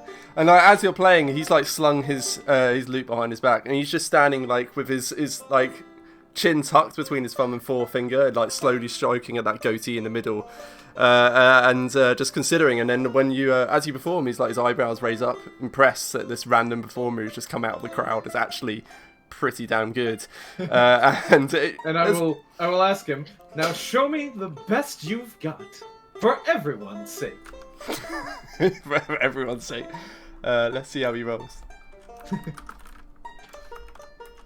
Because Fernando, this isn't just a show off, this is for the improvement of both parties. Okay. So yeah, he exactly the same as you. In fact, he like raised an eyebrow and well, I'm sure I can facilitate such a thing. And he brings the lute forward and just raises his hand and then just brings it strumming down across the strings. And just like you, there's an explosion of light as he plays that first chord. It's not the blue-greens, it's more like oranges and reds that wash down the insides of his cloak. It's the butterfly cloak activating, essentially. And yeah, you can see his blaze of light. A few people in the crowd seem to catch that light in their eyes as well, because he's bestowing the Mantle of Inspiration's effect. And yeah, he plays pretty damn good. It's a song about a distant city far to the east, where some people aren't quite treated as well as perhaps he thinks they should be, but it's always in the interest of maintaining the status quo and ensuring the betterment for all overall. And yeah, that isn't quite for everyone. It seems to be a song that he's decided to select, and it's you get the sense that sometimes he's improvising those lyrics as he goes, that almost force-fitting them into a different tune that he'd learnt before. It's not quite as good as your performance. It's a 20, but it's not a. I think Well, you got Will 20. is definitely not happy with it. If Baruch and Ravenous are next to her, she's just sitting there grumbling to herself, like, the hell is that? What's that supposed to mean? Stupid words. I reckon you know the place he's talking about. Yeah, I reckon I know the person he's talking about. Fair enough. Huh. Okay. So he plays out his tune. The crowd seems pretty delighted with it. Almost equal delight to Nanto, but eventually when he comes to the end, he gives one last dramatic strum of the chords, and in the end his eyes shift off of Nanto and he's just looking at Will for a second, gives another nod, and he goes back to Nanto and gives a sweeping bow. It was Nanto will bow back in return. It was a masterful performance, Nanto. Let's see. Oh, did he give you a name? I don't think you did. Yes. Oh, you did. You did at the Yes, start, yeah. Mhm. Yeah. It was a masterful performance, Nanto. Let's see what the crowd think, shall we? So, Nanto, everyone, what did you think? And there's this loud cheer from the crowds. I'm definitely adding to that cheer. Yeah, you guys are adding to Yeah. it, and there's actually a few calls of the name as well. Cheered originally. Now she's crossing her arms and just standing angrily. Yeah. Very, very at contrast with the crowd as everybody's animated around her and she's just standing still. And what was it? That song? Yeah. The hell was that? And then he goes, and then for myself, Xander. Yeah, let's have a cheer from the crowd, but it's not quite as loud as it was for Nando. And yet, noticeably, the rest of you guys are presumably just silent. Or I singing mean, a Will clap. was silent before as Yeah. well. No, I'll I be have nice. words. Yeah. I'll still cheer, but my cheer for Nanto was using thaumaturgy to make it. So it's a little bit. Little bit Just cheating me there. like, A little bit of Yeah, cheating. yeah. Yeah, you hear a couple of people chanting Xander, but nowhere near as many as were chanting Nanto. And so he goes about, well, perhaps it should have been you on the stage today, but I appreciate the game. The gambit. I like I was going to say gambit, but I changed mine to game at the last second. Well, It was a pleasure. I am always interested in not only sharing my music, but in the presence of others who share the passion for the arts. It is a pleasure to meet you, Xander. well, it was a pleasure to hear your music, Nantor. Perhaps our paths will cross again. If you happen to be swinging by Waterdeep, I'll be playing there next weekend. mm. Oh, quite intriguing. If I'm in the area, you can be sure that we will be battling once again. I look forward to it. Now, if you do not mind, I think the next performance is probably eagerly awaiting. I was meant to get off this stage a few minutes ago. Oh, I'm sure they don't mind. And you can see over to the side of the stage, there's a trio of performance. They're all wearing dark leathers with no arms, like leather vests with leather trousers, long blonde hair, and thick beards, and they're all just sort of standing there, like looking a bit broody that they had to wait. And now they have to follow those performances. Yeah. Well, to be fair, that from the sounds of the description, they're going to be doing quite different styles of music. We're just gonna get up there and play medieval metal. Yeah, exactly. Someone's casting thaumaturgy on their instruments every 6 seconds. Exactly. So let me just. I think. No, I'll go for. Oh, there we go. It did have more music to play. This is not at all the style of music they'll be playing. So they get to the stage and they start playing. It's a distinctly heavier tune that they're playing. It's still medieval times, so this isn't metal as such. But yeah, the music, the song they're singing of, it's much more about blood and battle and courageous fury in the midst of it. It's much more actually to Will's liking, and Burke's probably. It's going way over Will's head, unfortunately, because as soon as Nantua and Xander are done, she's like, well, change of plans, and she, move, get out my way, as she's going to try and intercept Alexander. Okay, so yeah, he's so he actually sends the stage sort of horizontal to you, so yeah, you have a fair amount of crowd to shove your way through. Just before we get to that, I think I could do it. Yeah, you can probably do it. So just before we get to that, Ravenous. So you just watched the performance. You're doing your thaumaturgy. Doing the gold coin is still there, so you can take it back if you want. Yeah, I'll take it back. Yeah, you take the coin back. What are you doing? You can probably just out the corner of your eye, you can see Will and Burke. You'll have a reaction to this. So you can see Will just start shoving her way forward towards Xander as he gets off the stage. I mean, I don't know. I feel like I'm not sure whether to tell him to run or ask him, or just hold him in place. Run. Just hold person. I just like look over at Will. I'm like, Get out the way! Get out the way! Escape when you can! What time? like everyone move unless you want to be flattened. Yeah. I will try and stop you though, just by basically pushing towards her. But I'm assuming, given that she's already plowing through the crowd, one more body, it's not a lot. So, but Brooke, will you though kind of drift behind you, still trying to catch up slowly, a bit more politely than you are, and just muttering under his breath. So is it curse of love or stupidity? Who knows? Important note. Is Burke actively trying to stop Will? Like, is he gonna speak to her, or is he just following? So at the start, once you just go, change of plans, you just go, well, wait, She go. Fair enough. Then. Well, Nacho, I imagine while you're doing this, is coming down. He's just happy. He doesn't know what. He hasn't noticed what's going on with Will. He's just like ready to be like, oh, wasn't that wonderful, everyone? Yeah, he's probably just tit for tatting with Alexander, swapping music stories and tuning notes. In his mind, he gave Xander a right verbal tongue lashing. Beating someone in a battle of bards is the greatest triumph. Beating a bard in a battle of bards. Yeah. Exactly. So in his mind, he's honorably defended Will by attacking this man that has caused her so much strife. Yeah. Aww, bless his heart. Bless his heart. I love Nanta. Are you kidding me? Uh-oh. Okay, let's go bust some heads. Oh God, what happened to the music? Well, it's This the is the band rock band. playing. The rock band is playing. Oh man, this is Mosh heavy. pit! Oh, you sure. Yeah. Yeah, we gotta get a circle pit going. Yeah, well, the circle pit will start, and that's where the face-off happens. So, Will is trying to make her way to the side of the stage, and people misunderstand her trying to get through the crowd as her starting a mosh pit.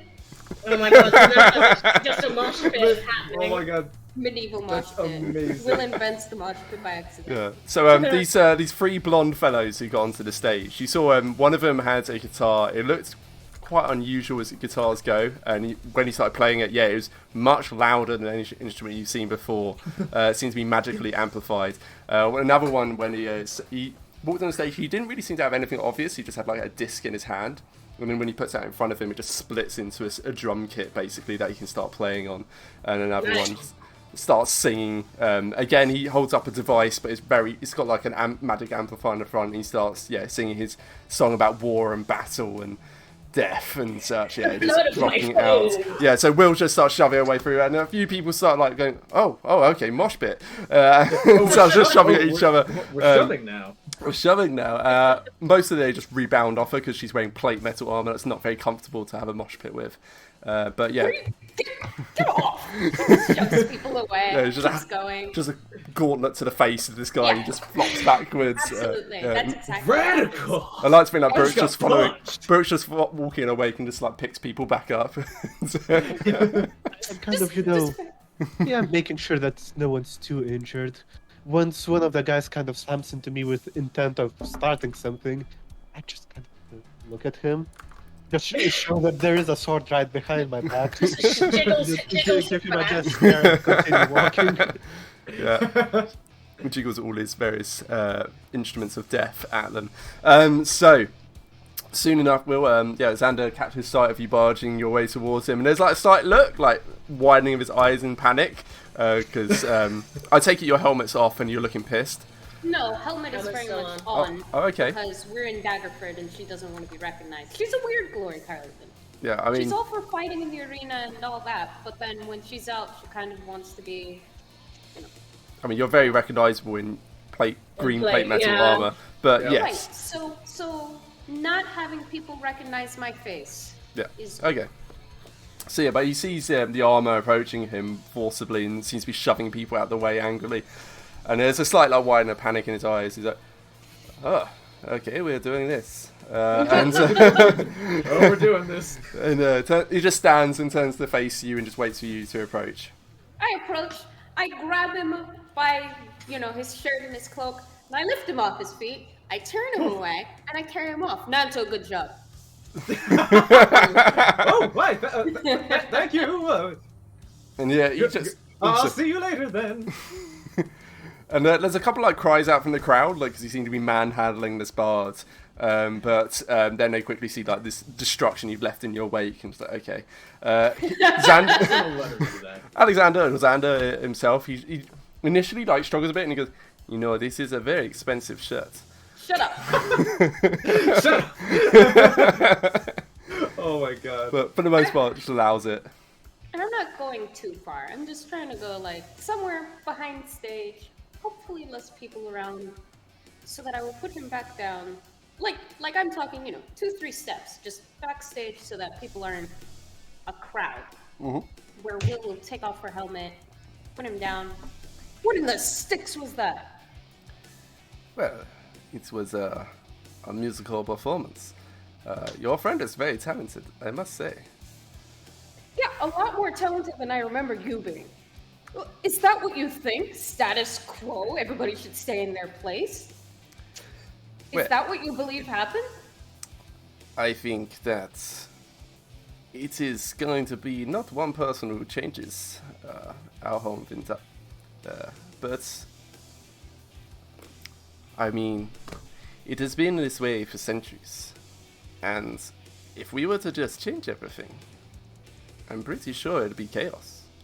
Can you really imagine some servant boy trying to manage a country? Hang on, because I, for one, welcome the chaos, but I'm not talking about the damn country here, Alexander.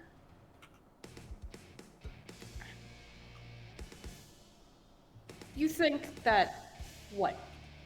Because you're a performer, I didn't think you were good enough? Well, I don't think it's a case of what you think. I think it's a case of what your father thought. And since when do I listen to that black dog? Well, we saw what happens when you don't listen. You had to leave. I had to stay. What do you mean? Well, Had to stay. it's not like I had the means to just sally forth and go adventuring. I had to make ends meet. And as a performer, yeah, the status quo I had to have.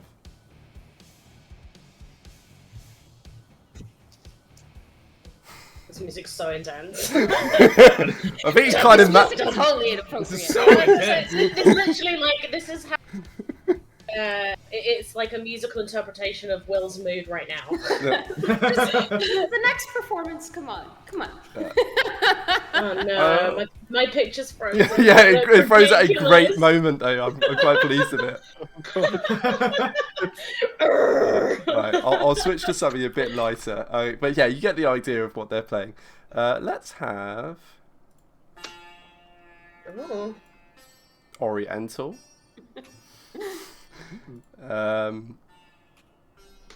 Sure, I'm gonna why not? switch We'll have cams, so- Oriental music for this bit. What's everybody else doing?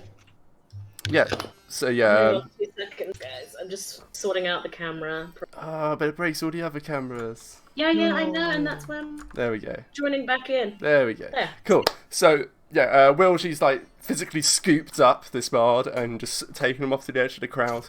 Nanto, as you get off the stage, there's obviously the crowd they're still pretty pleased with your performance, even as the other guys start rocking out. And yeah, you get a couple of more finely dressed nobles come over. You played excellently. I would have you play at my manor if you would be willing. Oh my goodness! An invitation to a manor. And then another one like comes over, also nobly dressed. This one's in quite like brightly dressed finery, and he's like, "No, don't play at his manor. He's a poppycock. Come play at my place. I will provide a much better audience, and I will ensure you'll have patronage." Oh, well, poppycock. Well, that is quite some strong language there, sir. I hope you can back that up.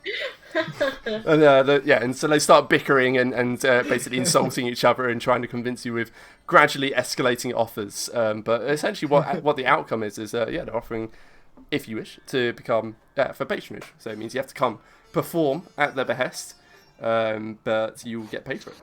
You get a weekly stipend. Nice. Ooh. Ravenous like steps in, like, hold on a minute. Ravenous is like, I see an opportunity to be a Manager. manager. Yeah, let's discuss the terms of my client, please. Now, hold on a minute. I am his manager. And obviously security comes over. Yeah. Let us quickly Yeah, make for some office phone security. calls. No, I've currently got a bigger crisis on my side. Because it seems like once Will reached the bard, he is taking with him, and so right now Burke has misinterpreted it in the worst possible way, that they're looking for a private chat over there. But still he's getting there double time, just trying to figure out, okay, what in the hell is going on over there. So I think at this point when you start getting into that discussion, you would hear one familiar face, one familiar voice just going, out of the way. No. And just finally a hobgoblin gets out of the crowds right in front of you two. Slightly winded, definitely not enough for anything else. So, Okay. Well, right. is definitely red in the face, very angry, but absolutely wearing all her clothes. Yes.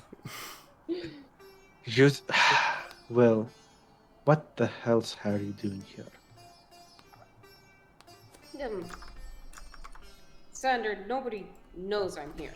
And she just kind of looks at Bork like, hold that thought. Turns back to Bork.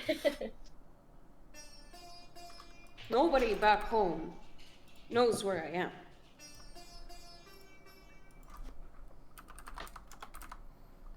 Okay. So sorry, I was just switching the music. I didn't like the Oriental Tavern music. I wasn't crazy for it either. Hey, let's go back to the metal. I don't know, I was digging the like to playing personally. We'll just go back to the happy music. I'll just get my ukulele out and play the Also, four chords I holy know. Sure. So yeah, we'll pick up with Will Burke and Xander in a minute because yeah, we'll just wrap up the Nanto Ravenous. So yeah, these two noblemen sort of been jostling each other, and then Ravenous comes over and says, "Oh, hold on, want to be manager." let's discuss the terms. And then they like pause and look at each other and look to Ravenous. It's like, and immediately both start talking over each other at the same time. Well, I will offer 10 gold pieces. No, I don't listen to him. I will offer 14 gold pieces a week. And then they start escalating, but they seem both cap out into 20 gold pieces a week. Oh my god. Okay. Both think that their offer is the better one. Yeah, and both offer, that they'll have a better audience, a better home, and both, basically they have the exact same offer. They just both claim to have better ones. The only real difference between them is that one is more brightly dressed and keeps talking about the quality of the atmospherics. No, what's when you have sound reverb? The sound reverberating, is that it? Acoustics. The quality of the acoustics in his hall. Whereas the other one is talking about the quality of the crowd that he'll be able to pull in, and that he'll be able to get you a lot more, your name out there, essentially. Okay, so Ravenous will get Xander and be like, okay, what would you prefer? Would you prefer to reach a wider audience? Are you more conscious about the sound of what you produce? I'm quite confident in the quality of my performances, but it is only the number of ears I may reach that I am concerned. Okay, so then Ravenous will go back to the guy who's saying that he can draw crowds. Like, okay, well, what's the most people you've ever brought into one venue for a performance? Well, in my town hall, I actually have capacity for over 50 attendees. Now, often I don't bother because, who wants to treat 50? But for your music and to show off, I think it would be well worth it. And the other guy's like, Poppycock! He has never had 50 people in that hall, and it would be damn outrageous to fit them in.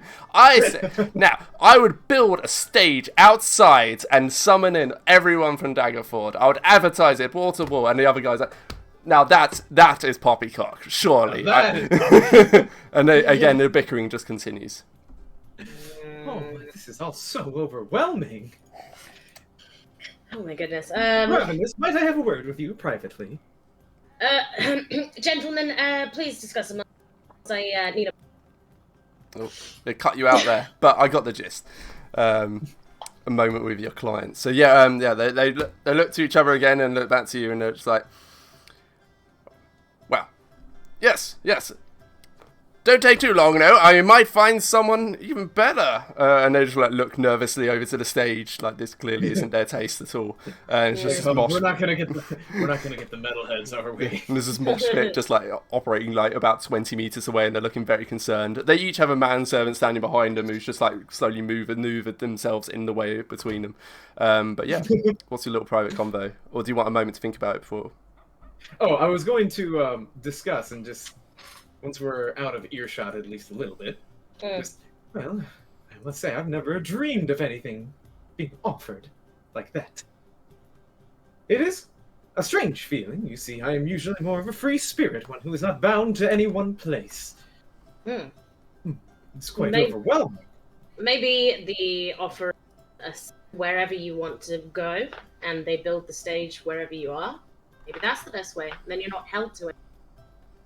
Well, I would love for a place to explore my own creativity, but I just love hanging out with the rest of you so much. I would hate to have it taken away from me like that, you see.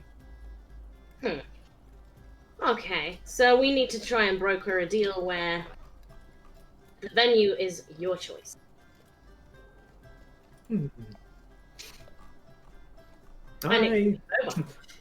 To be honest, I am... Oh, God! Oh. Yeah, sorry. To be honest, I'm gonna break into song! I believe I can fly away from here. Just break into a Disney-style musical. Yeah, exactly. Like, I want to break free! This is why Nanta needs to learn fly. Break free. I want to break free. Demonetized. Demonetized. Okay. So it looks like you're recommending stages being built so you can go wherever. To be honest, I'm more just like, I don't know if he would do like scheduled shows or anything. It's just not his style. That's what makes That's too limiting for me, man. I'm all about the freedom, about expression. I don't want to Bruce, sell out. He's a hippie. Yeah, he doesn't. No, Lucy. He's like, yeah, he doesn't want to sell out. He's like, he wants to show up, perform for the common people, bow and take his leave. He doesn't want to be Okay, tied down. so get man. these nobles to pool their efforts, build a stage somewhere between their two houses, each of them And then pays whenever, staff, yeah. each of them That's gets gonna be so easy performances, to convince them. and Nanto just shows up when it feels like it. They get to have the performance, but you also get to perform for the common people. Win-win. Everybody wins. They pay less. You perform for everybody. They get performances. Well, one huge problem with that. This implies that two nobles will have to cooperate. No way. Exactly. They draw a line in the middle of the stage. There are people on the one side, the other guy's people are on the other side. And suddenly somehow it's organized so that it's exactly one side of the stage Danto's playing on. Yeah. Okay, Enter. Well, let's see if we can make an agreeable term, and if you don't like it, then you just walk away. I would very much enjoy that. Okay, so There's nothing I value more than my freedom and your company. well, I like your company too, Nanto, and I'd hate to stage, but the world is your stage. Haha. The world, indeed, the world is my stage to be taken as I see fit. And I would dare never put down roots in somewhere I could not grow. Aw. Alright, let's go talk to these nobles. Righto! So Tally-ho! before we do that, we'll switch back, and then we'll pick it back afterwards. So, well, you just turned to Xander and mentioned that nobody from home. Nobody knows I'm here. Nobody.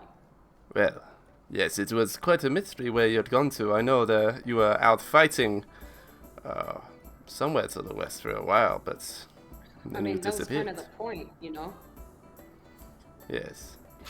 Well, it's your secret is safe with me. I have nothing to gain by telling everyone you've washed up here. I am frankly surprised this is where you ended up. Why? Well, a woman of your station, you could... None of that matters. And he's just looking to Burke as well. He's like, and is this, who is this man to you? Gods, no. Oh god, no, not him. No,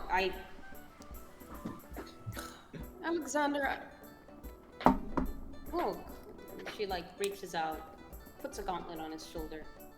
I meant everything I said to you. It's nothing against you. You're amazing. You've got all this talent and I love your music, but I'm not interested in settling down. I don't want Should I let you two have some time away from this man who the gods know is not anything of importance? I mean, you're pretty important, Baruch. You're one of the people I fight beside. And people I fight beside are people worth defending, you know? But I just want to be really clear. None of that has changed. Xander, I ain't gonna be settling down. Ever if I can help it. I'd rather get eaten by a dragon. Well, and you can see there's certain members of the crowd in general has been gradually creeping closer because, you know, it's the bard who's just performing. Piss off! And like, it's just like sort of, at that, they sort of put freeze, and it's just like about 10-foot semicircle around you. Don't make me say it again. Yeah, but they're just sort of freezing at that distance, but certainly within earshot. Yeah, Xander, he just hears that, and then hears you tell piss off, but then it's Hey, did I stutter? I'm gonna wield my warhammer because I am not having this. This is a private conversation. Calm down. It's as private as can be in the middle of a crowd. Fine.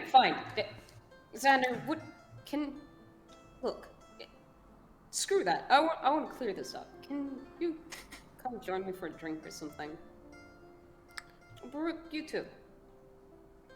Sure. Let's go. You reckon Dennis need to know where we're going?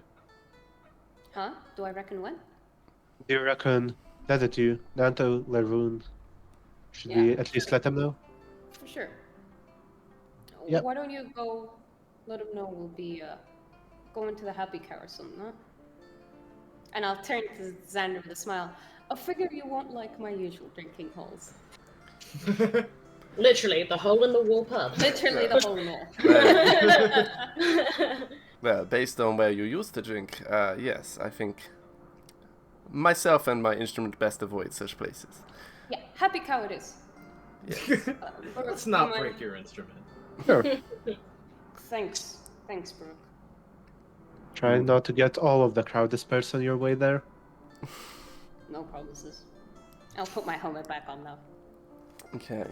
So at that point, the heavy medieval rock band, they're just reaching a crescendo of their first song. It's like building up to this, like, it's just screaming at this point. And yeah, it's like the crowd's seem reasonably into it. Like the nobles certainly are utterly aghast, but the common folk seem to be quite enjoying it. But yeah, so I assume at this point you're going to make your way back to Ravenous and Nanto and check in. So Baruch, turning around, you can see them actually, because Nanto's pretty easy to pick out in a crowd, thanks to his bright colours. And I mean, I'm quite easy. Besides, he is the center of the crowd at the moment. yeah. And you can see they seem to be talking to a pair of noblemen who are looking like angrily at each other, but then sort of smiling endearingly towards Nanto and Ravenous, and occasionally like waving angrily at each other, almost dismissively. It's quite a confusing sight for the hobgoblin who's not spent much time in such towns. Yeah, fair enough. So, sort of, as soon as he gets within earshot, he goes, Nanto, Ravenous, what have you gotten into here? Hold on, Baruch. We're negotiating. Nanto, what the hell is going on here? Well, they are trying to discuss my means of employment. Sorry, did I mishear you? Could you repeat that? Oh, well, they're trying to discuss my means of employment. Just absolutely repeated the same thing. No explanation, just it's exactly as I said. And there's no discussion here. You must play. I will build you a stage, and we will bring the crowd to you. And I'll make it 25 gold pieces a week. In fact, I'll give you 5 right now. Sign with me. 25 pieces a week. Are you really selling for that much? Like, we earned right that much yesterday alone. What's the point of these noblemen? Keep your hobgoblin mouth shut and stop sullying the name of Nanto. Ravenous will just say to the two gentlemen, okay, gentlemen, here we have it. My client does not wish to be tied down to any specific place. He would like the freedom to share his gift with the world at a whim. If you can accommodate this, you have him. Well, you don't have him. He is his own man. But you can be his patron. But you see, she is correct. Unfortunately, the greatest music and the greatest pieces are always created from the freedoms and creativity of the bard themselves.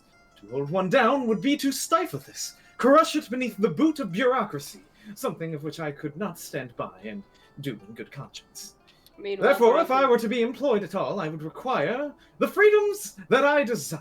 To go as I see fit, but to return on a whim, giving the gifts of my, creation as anyone else would possibly desire. And like you can see, there's a gradual confusion building on their faces at this concept, and they start looking towards each other and a bit concerned, and look back to you and like, so you would play when you choose to, by my name. If you supply us with banners or merchandise to that effect, we will display it whenever a performance is held. No, in my name, and like the other one shoves the other one in my name. No, yeah, in my name. I'll take. Meanwhile, Brooke in the background was trying to get more money for Nanto, but he got shot down. Well, because for Nanto, it's not about the money. But he would never say that. Yeah, but for everybody else it is. Yeah. Okay, so then Ravenous will initiate a rock paper scissors Since you two cannot decide who has a better offer than the other, the only way to settle this fairly is rock, paper, scissors. Auction. An auction. An auction. Oh, well, I like both of these ideas. One of them is a test of skill and brain power. The other, a test of courage and determination in your bidding. There's sort of genuine confusion trying to figure out which one would be which. Brooke says. But I think by this point he has figured out that whatever's happening, you're about to swindle at least one, if not both of these guys. Yeah, the more brightly dressed one is like, enough of this. 45 gold pieces a week. Done. And he holds out his hand.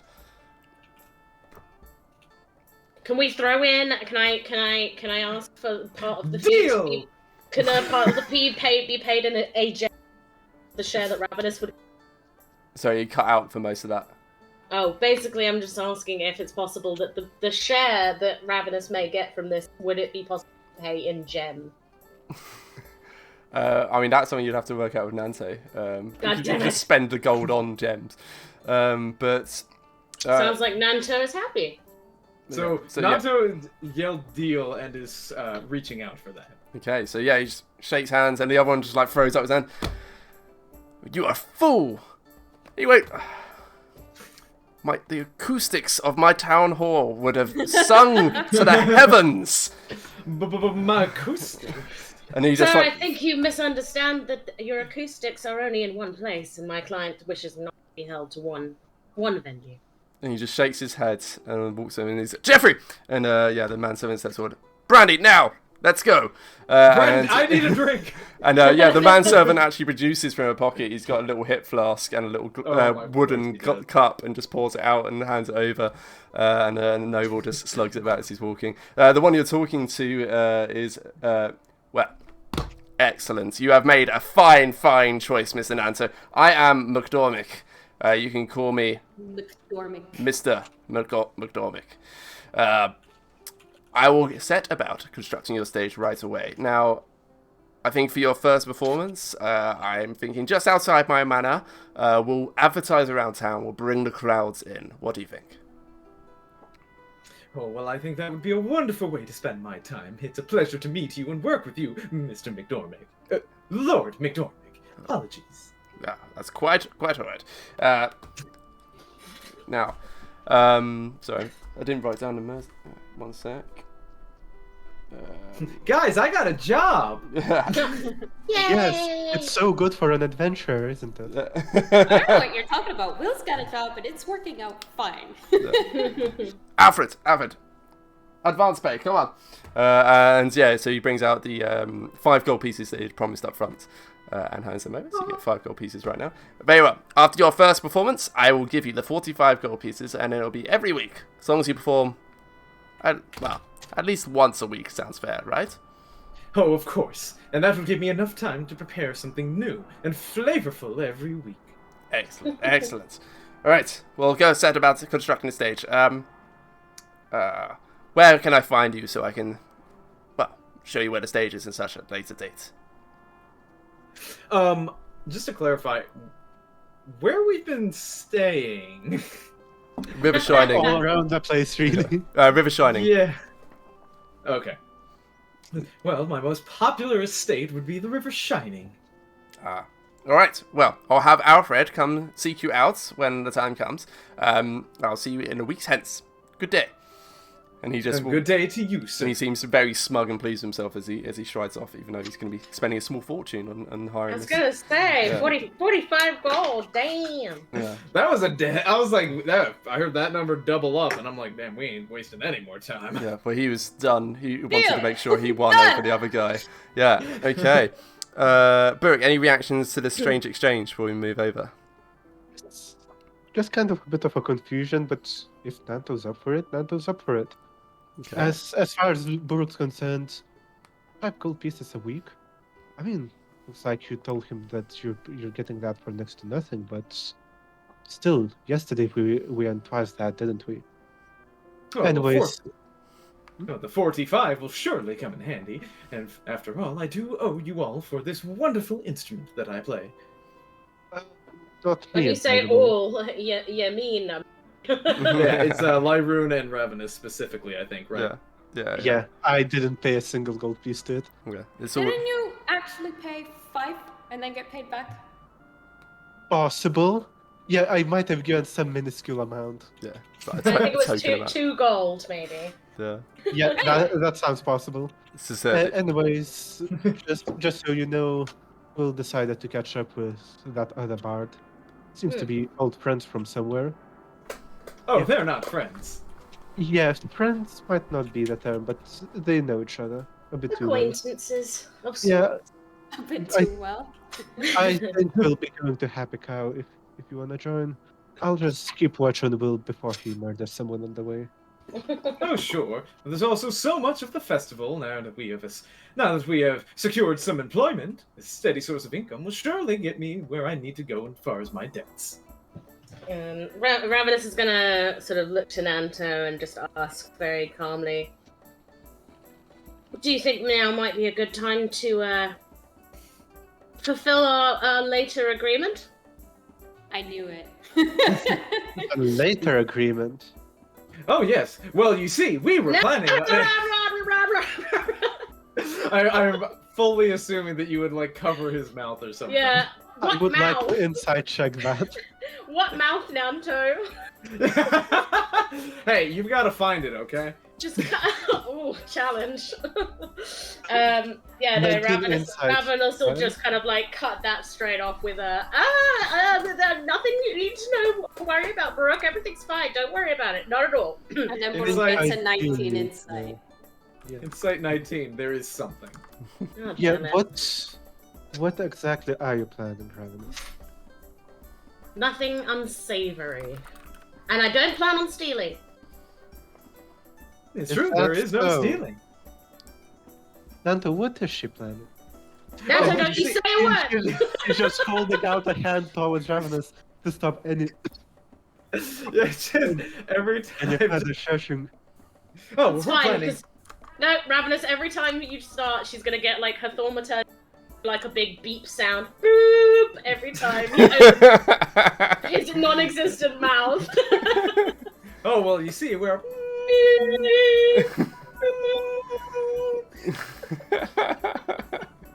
And that's all that then. Well, where's Lyroon when you need him? Someone has to watch over you lot, I think. How about we give you one of the sending stones? Me and Nanto both have one. That way One we of can the keep what? in contact. of- You know, the special rocks that make words. I don't know how those work. Oh, Do you reckon Will do? Will should know. Brooke, I would just like to say, I think you're. And he Nanto motions to like the all of him. Just your warlike nature and appearance may be a bit too scary for where we're about to go. Interesting. In either case, give me one of those stones so we'll keep contact. Okay. I'm not Excellent. get into too much trouble, by the way. Oh, there shouldn't be any trouble involved. After all we're doing is. That's great. I love that. I love it. Yeah, like the crowd, like all turning around in confusion. It's just random beep noises that keep happening for this like, and like, Very foreign beep noises, by the way, in Yeah, a world yeah. with this level of technology. and like let's, this, like, let's say it's like a horn noise. Sure. yeah, Yeah. and like the heavy rock band keep like looking over your way and frowning in anger because you keep like screwing up their music. No, you're remixing it. Exactly. Yeah, it's Just a adding. remix, okay? So in that case, I would collect one of the sending stones. B Okay. go towards the Happy Cow, but as I pass through some of the guards, I would mention just keep an eye out for a tiefling and a warforged bard walking about. Oh wow! Don't you worry, Baruch. I have ways of. Got No. ways around it. It's just something I would mention to some guard in passing. Just a random dude. Just like, Yeah. hey, guard man. This big There's- scary hobgoblin man told me to look out for a tiefling. I think I should listen. Okay. I'm just going on the authority of my size. Yeah. So, Brooke, you start making your way towards the Happy Cow and stop up at the garden route. Ravenous and Nanto, I assume you're making your way over to the Monster Festival to carry on with your secret operation. Sorry. Nanto was sold on this as an altruistic endeavor. He's going to set free the animals that have been ever so trapped. Yeah. Their freedom will make them so much happier. Oh, it's going to be a great time when they get to play with all the animals. Excellent. Okay. So meanwhile, Will and Xander have been making their way over towards the Happy Cow Tavern. Walking inside, it's much the same as you usually see it. It's common folk drinking, simple furniture, no fancy flourish anywhere. It's just a basic bar for the farmers who work there, basically. Perfect. I feel like Will would have been here a good number of times and knows the bartender. Yeah, exactly. You would... Basically, every bar in Daggerfort, they're all like, "Oh, hey, Will." All the Will. bars except the nice ones. Okay, except the nobleman. Okay. Yep. Yeah. So the the what barman. is the bartender's name? Yeah, he's Donald Harris. He's got he's actually completely clean shaven, and he's got long hair tied back in a ponytail, long dark brown hair. But yeah, he gives you a nod as you come in. He's doing the classic barman, drying something with a rag. But It's not even dirty. It's just something he has to do. yeah, exactly. And you can see there is a bard playing in here actually, which is quite unusual for the Happy Cow. Actually, usually I don't bother too much with affectations, but he is a bit drunk. His instrument just sort of slips slightly. He's not quite hitting the chords well, and you can see Xander frown slightly in his direction. Oh, I see it coming. Yeah. Will kind of chuckles and goes, "Friend of yours," just to egg him on a little bit. So he looks this way and he's just frowning. He's like, "No, this is just some incompetent amateur. No, why bother playing if you're just going to sour the crowd like this?" What do you mean incompetent? You don't like the way that he's playing? And, No. And she's very obviously trying to challenge him, you know? And he just frowns back at you "No, I do not like the way he's playing. It is...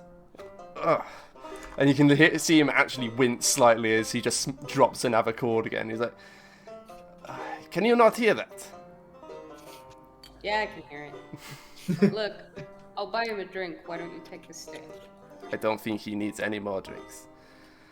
No, but, no, you know what? You're right. We should let him keep playing. No, buy him his drink. Just get the instrument away from him. Yeah, that's what I thought. Yeah. Oh, But it sounds like we need to talk. I'd rather silence than if I'm playing, I'm not talking, correct? after this guy has the drink I get for him, trust me, he's not getting back on the stage. Do your thing. Catch up in a minute. Okay. It might be worth it hearing a better song than the last one you did. All right. That's nice. Look at that ambient bottle pop. Oh man. Yeah, it's pretty good. It's actually Drunken Bard is Drunk is the Syrinscape sound setting. It's pretty Drunken Bard is drunk. good. Okay, so I'll go to Donald. I'll order the strongest drink they got.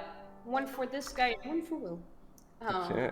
And I'll tell him, once a hobgoblin this tall, got a whole armory on his back shows up, just send him to my booth at the back. Sound good? All right, Will. Thanks. Yeah, I've seen you two hanging around here before. Good to see you again. And he starts pouring out what's a very thick, viscous liquid into a pair of larger than shot glasses, but smaller than flagons. Somewhere just a generously large shot, essentially. It's sort of amber-coloured. It's got a fairly sweet fragrance to it. Yeah, she grabs the drinks. She's ready to leave, and she's like, "Oh, right, I was doing something. Drinks distracted me. Hey, Bard of the Fruity Butterfly Cape is about to go on stage. Don't worry, I know the guy. It's pretty damn good. I'll get this guy off, huh?" All right. Hey, Fred, piss off. We got a better person in. And the drunken bard and just stops and just I wasn't. Come on, Fred. I got a drink here with your name on it. Ooh. And he'd been like about to be slightly belligerent, but then the promise of a free drink, he immediately cuts him. He's like, all right, and he starts getting up and sort of weaving his way towards you. Yeah, so let's just cut out the. So we'll give Fred the strong drink, and let him pass out in his own due time. She will go to the booth, start on her drink, and listen to Alexander's song instead, because he knows what the hell he's doing as far as she's concerned. So as he's coming over and you know, for the promise of free drink, and you're about to walk away, well, hang on, well, I've got to at least say thank you for a free drink. Yeah, okay. Yeah. Get off the stage! Yeah. Oh boy. And here we go. This should work. Does that work? There we go. Yeah, it's just like him doing coughing noises. Uh-huh.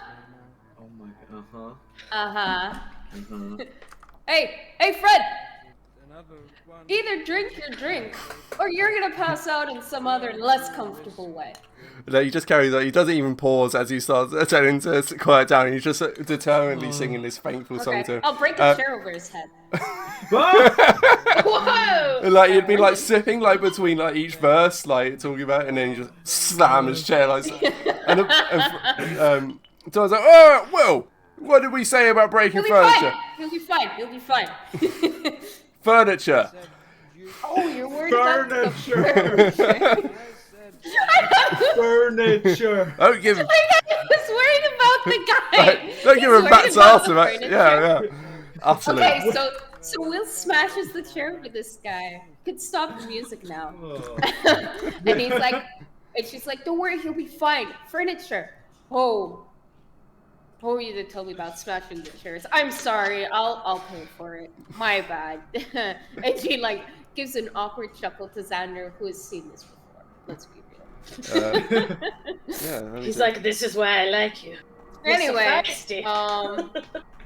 yeah, he's knocked out cold. Come on. And I'll drag him to the bar and drop him off, and I'll pay Donald the gold. I'll be like, for the damages. I'm sorry. Yep. Okay. I'll subtract another gold. Most of the gold I've spent is because of things I've broken. Yeah, I was gonna say. I mean, that's fair. Okay, let me just get. Now I'll go to my booth and listen to the music. Thank you. So, sorry, I'm just setting up the. There we go. No, that didn't work because it cut out my music. Do it! Do it! Moo! Sounds like Bard. mooing actually in the background. I What's think the it's meant to be booing, but it's mooing. No, it's the happy cow, right? It is. So there's actually mooing. No, it's not. It's just, I don't know. Oh, why. okay. Yeah, But so the attraction of the happy cow is in the morning you actually get fresh milk. They actually have a happy cow. So oh, I don't know if that's what it is. I'm making it up, but I'm okay with it. There's like I a can cow believe in that. the back garden. Yeah, it's the pet cow called Happy. The happy cow. Exactly. I like that. Well, it's the farmer's tavern. So yeah, it's believable they would bring around some milk anyway. But yeah, so Xander, he gives like a slightly sheepish smile at seeing you just demolish someone with a chair, and seems to be a bit thankful that you didn't do that to him. But he starts plucking out never This seen time! This time, yeah. this time. But yeah, he starts plucking out a song that is of quality and substance far above what this tavern has ever seen in all its days.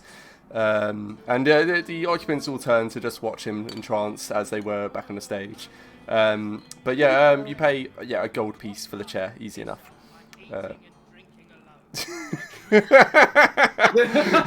Someone was not happy about it. Oh no! Oh god! I was like, that sounds voice. like the singer for Ailstorm. That's great. Piss off! I'm eating and drinking alone. Do I look like I'm interested in you? Shut up. So yeah, it's a sort of mixed reaction then. So one or two aren't impressed at this fancy noble bard being playing there, but otherwise, yeah, mostly they seem They to get be evils from entranced. Will. Yeah, Will is they- very much they- enjoying the music. Yeah. Yeah, I'm just going to turn down the ambience and up the music so we get quite a little bit less of the angry drunken chatter. But yeah. Just Fred, very unhappy with the way that he was escorted off the stage. He's just like on the No, floor. he's passed like, out. What do you want about? well, he collapsed to the ground immediately, but he's not unconscious. But he managed to keep Okay. the glass upright, and he's just like slowly bringing it to his lips and drinking Priorities. on the floor. Good bet. Yeah. So Xander Will plays is out. impressed. Xander plays out his song soon enough. And yeah, there's a round of applause throughout the tavern, and he gives a sweeping bow, glances over to the still prone form of Fred, who's just on the floor, and then makes his way over towards you, Will. And Will very much enjoyed the song, and as he comes over, he's like, oh, right. And sobers herself up a teensy bit, looks at the drink, maybe I shouldn't, pushes it aside for once. Oh. To you later. Ooh. This is serious. And her helmet's off, she's in the back, it's a booth. Most people probably won't notice us, which is why I asked Donald to direct Baruch and anybody else coming with him to the back. Okay.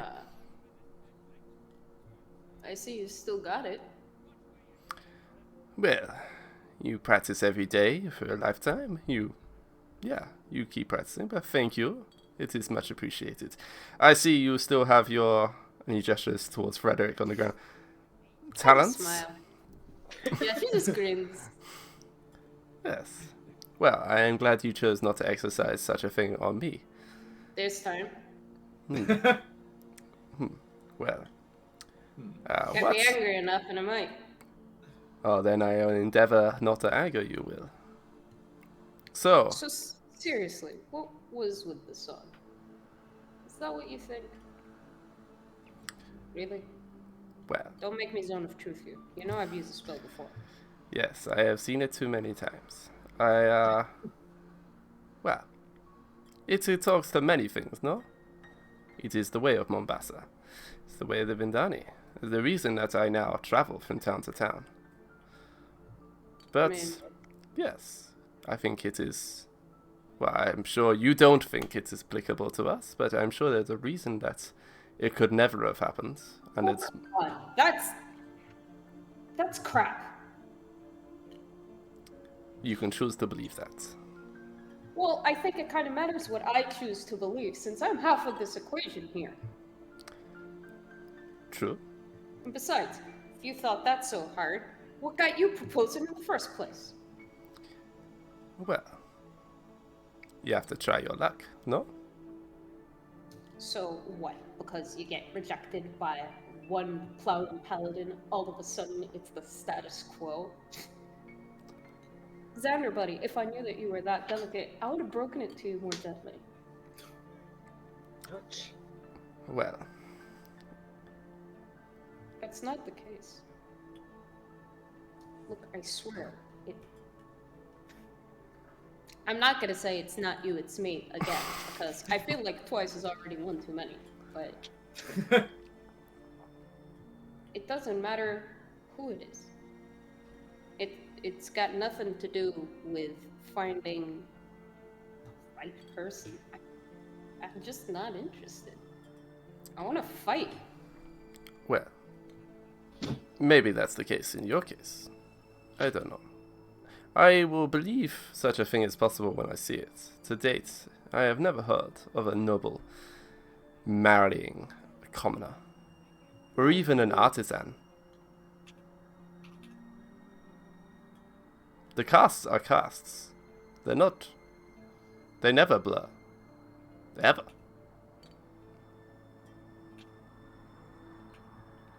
Didn't used to think that. Well, it's been a while, and I used to be a foolhardy young boy. Now I am a foolhardy man, admittedly, but I have learned a few You're barely things. a year older. I have learned my lessons. She passes him the drink. Seems to her that he needs it more than her. He Alright. raises it and looks at it very dubiously and takes a cautious sniff, and then slowly sets it back down. Oh, we'll get to that. So, you're traveling. you're gonna be in Waterdeep next week. Yes, I met up with these. Well, the festival passed through Mombasa, and I saw an opportunity to spread my wings, so to speak. And he like gestures with his cape slightly. Damn fruity cape. She tells him, damn fruity cape. It has earned me more gold than you might think. Well, good for you.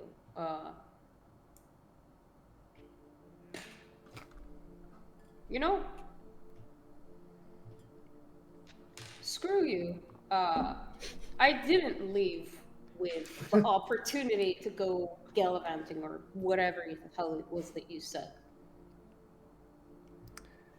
Didn't have silver to my name when I got here. No, you had a lifetime of learning the sword and a free set of plate to wield. Yeah, and I fought hard for it. And yet, could any commoner have set out and hoped to achieve what you did? You did. You're traveling around. Barely. And I make ends meet, sure. But I'm not adventuring. Well, I'm not gonna apologize. No. It's just a different life. Hey. You only saw things the way that you wanted to. Alright? And if that's how you're gonna want to see it, fine. Gods, I can't blame you. All those plowing nobles. Glad I left. But if you'd stop wallowing long enough to stare at the person that's in front of you, maybe you'll realize that for me to even get to pick up the sword, I had to fight. It's not like anything was exactly handed to me. Yeah, this is my Gramsci's armor. It's kept me alive, and I'm thankful for that. But I had to crawl through the river Styx to get to where I am now. Tartarus, I didn't even tell my sisters when I left. I had to fight just to learn how to lift my shield right. I got bruises and scars to prove it. No, I'm not trying to belittle what you did, but Alexander, you ain't got scars all across you for playing your lute. So how about you're happy with what you got, and you stop wishing that you're everybody else? And yeah, I'm sorry, it didn't work out for you and me. But that's not because I had it easy. I had to struggle to get to where I am. There were different struggles from yours, but they were my own, and I'm not gonna apologize for it. Not even to you. And you see there's a surprise in his face as you tell that, actually. Because it's something she never would have really had to sit down and explain before. Yeah, and he like raises a hand, sweeps it back through his beautiful floppy hair. Will the side is quite beautiful floppy hair. Your family does not tell it this way. You realize that? It's not. Like, the story I was told is they set you out to go adventuring. This is your choice, and they equipped you. What? Yeah. What? Are you kidding? Yeah. Did you believe it? Oh, for crying out loud. No! No! Where the hell is Buruk and the others? It's probably around this time, actually, Burke would be arriving. So you can see the door open, and yeah, this hulking Hopefully red Tartarus. hobgoblin. Buruk!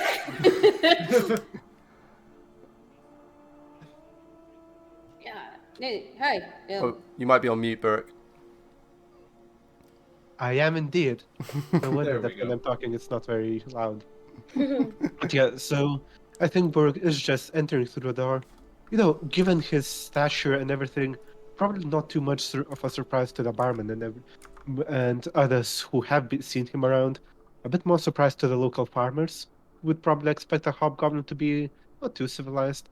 He comes in calmly, walks to the bar, checks, what's on sale. Yeah, it's What's- the pretty what's the blonde daily human drink? that they have to worry about.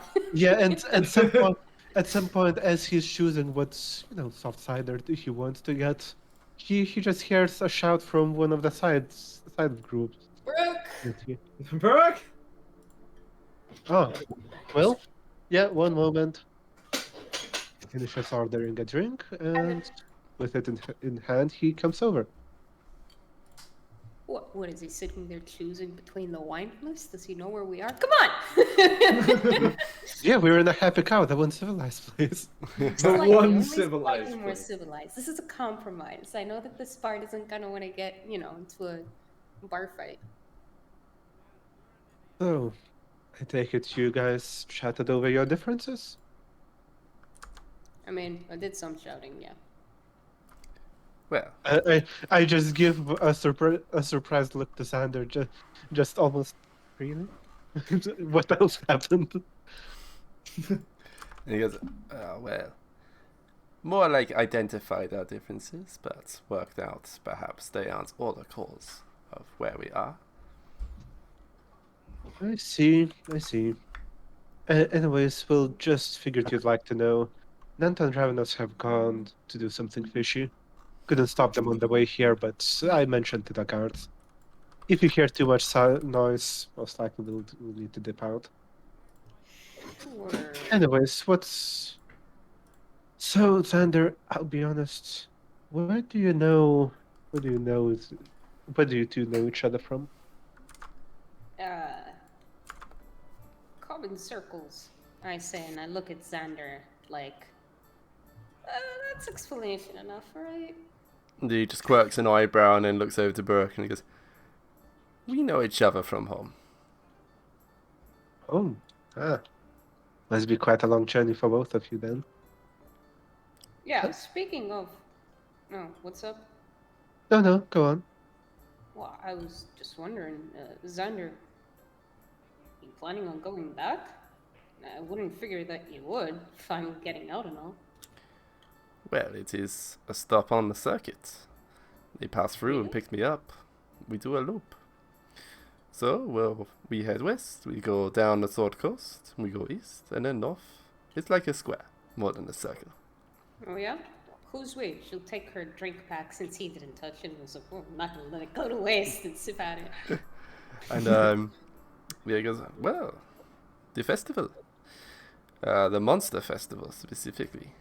Oh yeah, They, you're with them? they park outside town, but the crowds are larger back in town. And Oh. the clientele more lucrative. Yeah, tell that mimic guy sorry again for all the stuff that happened in front of the stall. Anyway, And he just stares and he's like, Mary, what did you do to him? I didn't do nothing to him. I didn't touch the guy. Brooke was there. Tell him. The guy himself should be fine. It's just we had a bit of a scuffle right in front of his place. Look, the guy with the ears was asking for it. All right. The guy with the... Yeah, that narrows it down. Oh, Yeah, and it immediately The not. guy has a necklace of Yeah, ears. just not got any guy with ears, but the guy with the ears.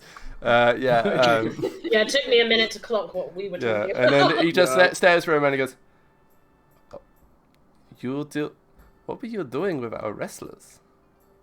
Hey, they were asking for it. I didn't touch Mary, but those guys were jerks. Oh, dang it. I'm supposed to meet them for a match later on. You'll go, Mm-hmm. wow, In you- either case, don't worry about that lot too much. They'll be fine. We made up. We just had a bit of a fight right next to Mary's mimic stall. By the way, just for my curiosity, does he even have a mimic there? Of course he's got a mimic. he like leans back and just smiles. Well, that would be giving it away, wouldn't it? That's a no. Maybe I a mean, wall mimic. he never gave a straight answer. No, it's. Have you not heard of something called the Carney Code? Honestly, no. Not much of a carnival goer. Come on, Enlighten Brooke. me. Well, This guy's an entertainer. He's not gonna give away anybody's secrets. exactly. Is if I start giving away secrets, I wouldn't be traveling with the Carnies for very long. That guy's a Alright. snitch. All right, then keep your secrets. Snitches. Anyway, And anyways, how's so Fair. But Xander. he leans in a little bit forward and gives says in a conspiratorial whisper, "But I wouldn't get too close to any of those crates." Oh, they're all mimics. Oh my. So, what exactly did my family say? They said they kitted you out and sent you on the roads as you had itchy feet and wanted to put your well-earned skills to use and bring honor to the family name. I see now this was a fabrication, yes? Yeah, she curses in Draconic and Orcish. Yeah, it was a fabric. When you say they, I'll bet you mean that black dog. Mavia had nothing to do with that, did she? No, was your father, yes. Yeah, figures. You know better than to believe any of the crap he says. Come on. Well, enough people speak the same story and you begin to believe it, sure. It's pretty stupid of you. I really would have thought that. Doesn't matter. No, that's not how it happened. Then how did it happen? Sorry. She kind of looks sideways at Baruch.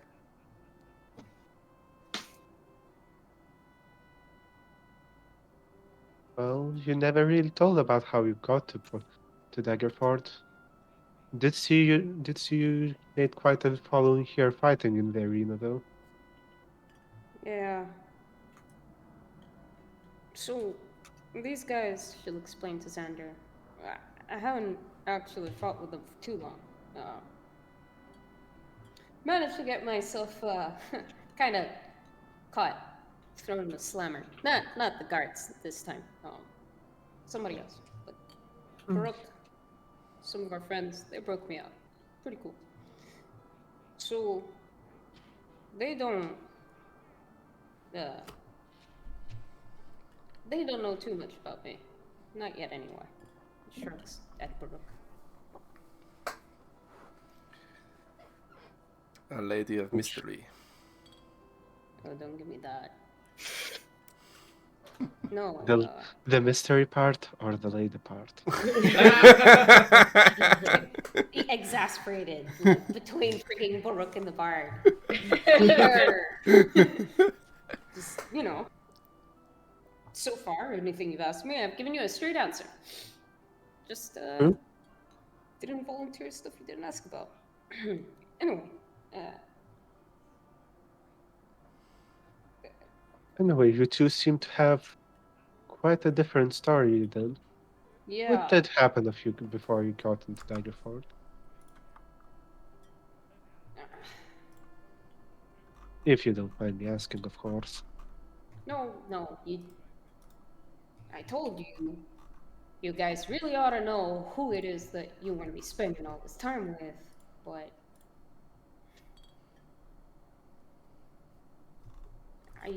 I was already fighting while I was back home, she explains to Alexander.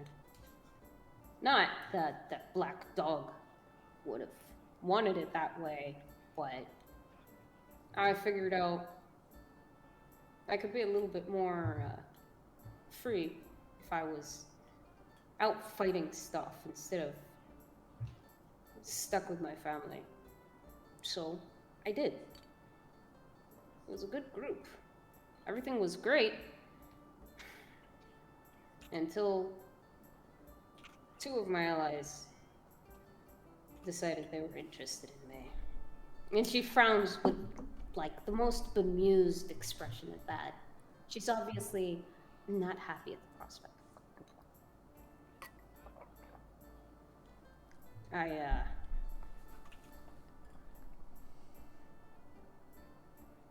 Yeah, things went bad between us after that. I almost got some of them killed. So, rather than risk everybody else again, I left, alright? Yeah, I didn't tell anybody where I was going, because I knew that people like you would turn around and follow me. Especially them. Especially my big sissy. That's why I told you. Didn't really have a lot of in the way of provisions, as that black dog would have you believe. All I had was what was on me. Well, then he is a scoundrel in more ways than I thought then. You can say that again. But you're right. I should not have taken any of his words at face value. No, you shouldn't have. You should have known better. Come on. You also should have let me know you're going. And she hesitates a little bit more at that. What good would that have done? I wouldn't have believed the Black Dog's words. You shouldn't have believed him anyway. Should have known better. Shoulda, woulda, coulda. Well, what's done is done. We are where we are, and where we are is, frankly, a downtrodden tavern. Hey, I like this downrun tavern. Downrun tavern. Bleh. You might like it, do it's still that? downtrodden. Yeah, she looks at him. How do you do that? You know, smoosh words together the way that you do. Well, How do you put words together like that? Yeah. You know, Smart. use sentences. it's part of the trade. You learn the sword, I learn the tongue. While you were studying the sword, I studied the word. So, conscious we're approaching the end of time, so I think we'll just Yeah. switch over to Ravenous and Nanto on the way to the monster vessel itself. Unless there's anything else you wanted to add before we do that. Just one thing. Mm-hmm. What a week from now. Maybe so long as we're not guts deep in some monsters, I could catch a show. Well, I mean, we weren't planning to travel to Waterdeep, but we weren't planning to do many things over the last week, so this might happen. Yeah. well, come on over. It would be nice to have some friendly faces out in the crowd. It's a much bigger city than I'm used to playing in, I must admit. I don't think Don't I'll... tell me you're nervous. A little. If I get booed off stage, then... Well, I don't think that'll do much good for my time in the festival. Oh, We'll see. Who says I ain't gonna boo you? Hell, since when am I a friendly face, huh? Oh, you're right. Please don't come. Okay, you've made up my mind. Please do not come to my show. Oh, Nah, no. you're worrying about nothing. Way you play, I'm sure you'll be fine. But I wouldn't miss it. Like I said, unless we're about guts deep in monsters. Well, which it would seem is reasonably likely. We'll see what happens. I hope you're able to make it.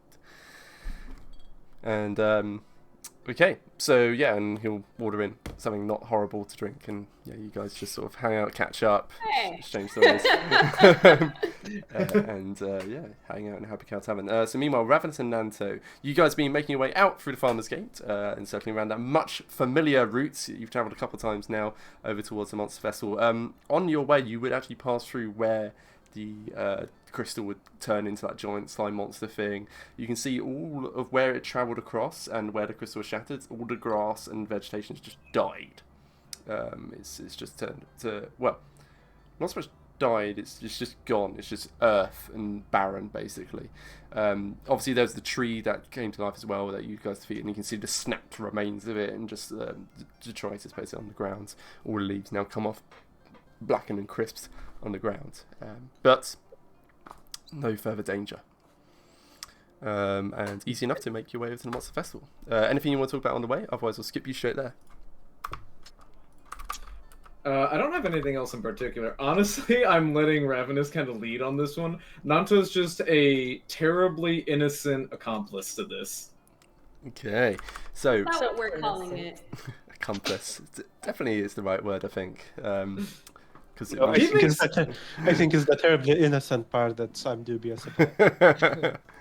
I mean, he definitely wants to interact with these animals, but, you know, in his mind, it's like, well, they're animals. Of course they're going to be free.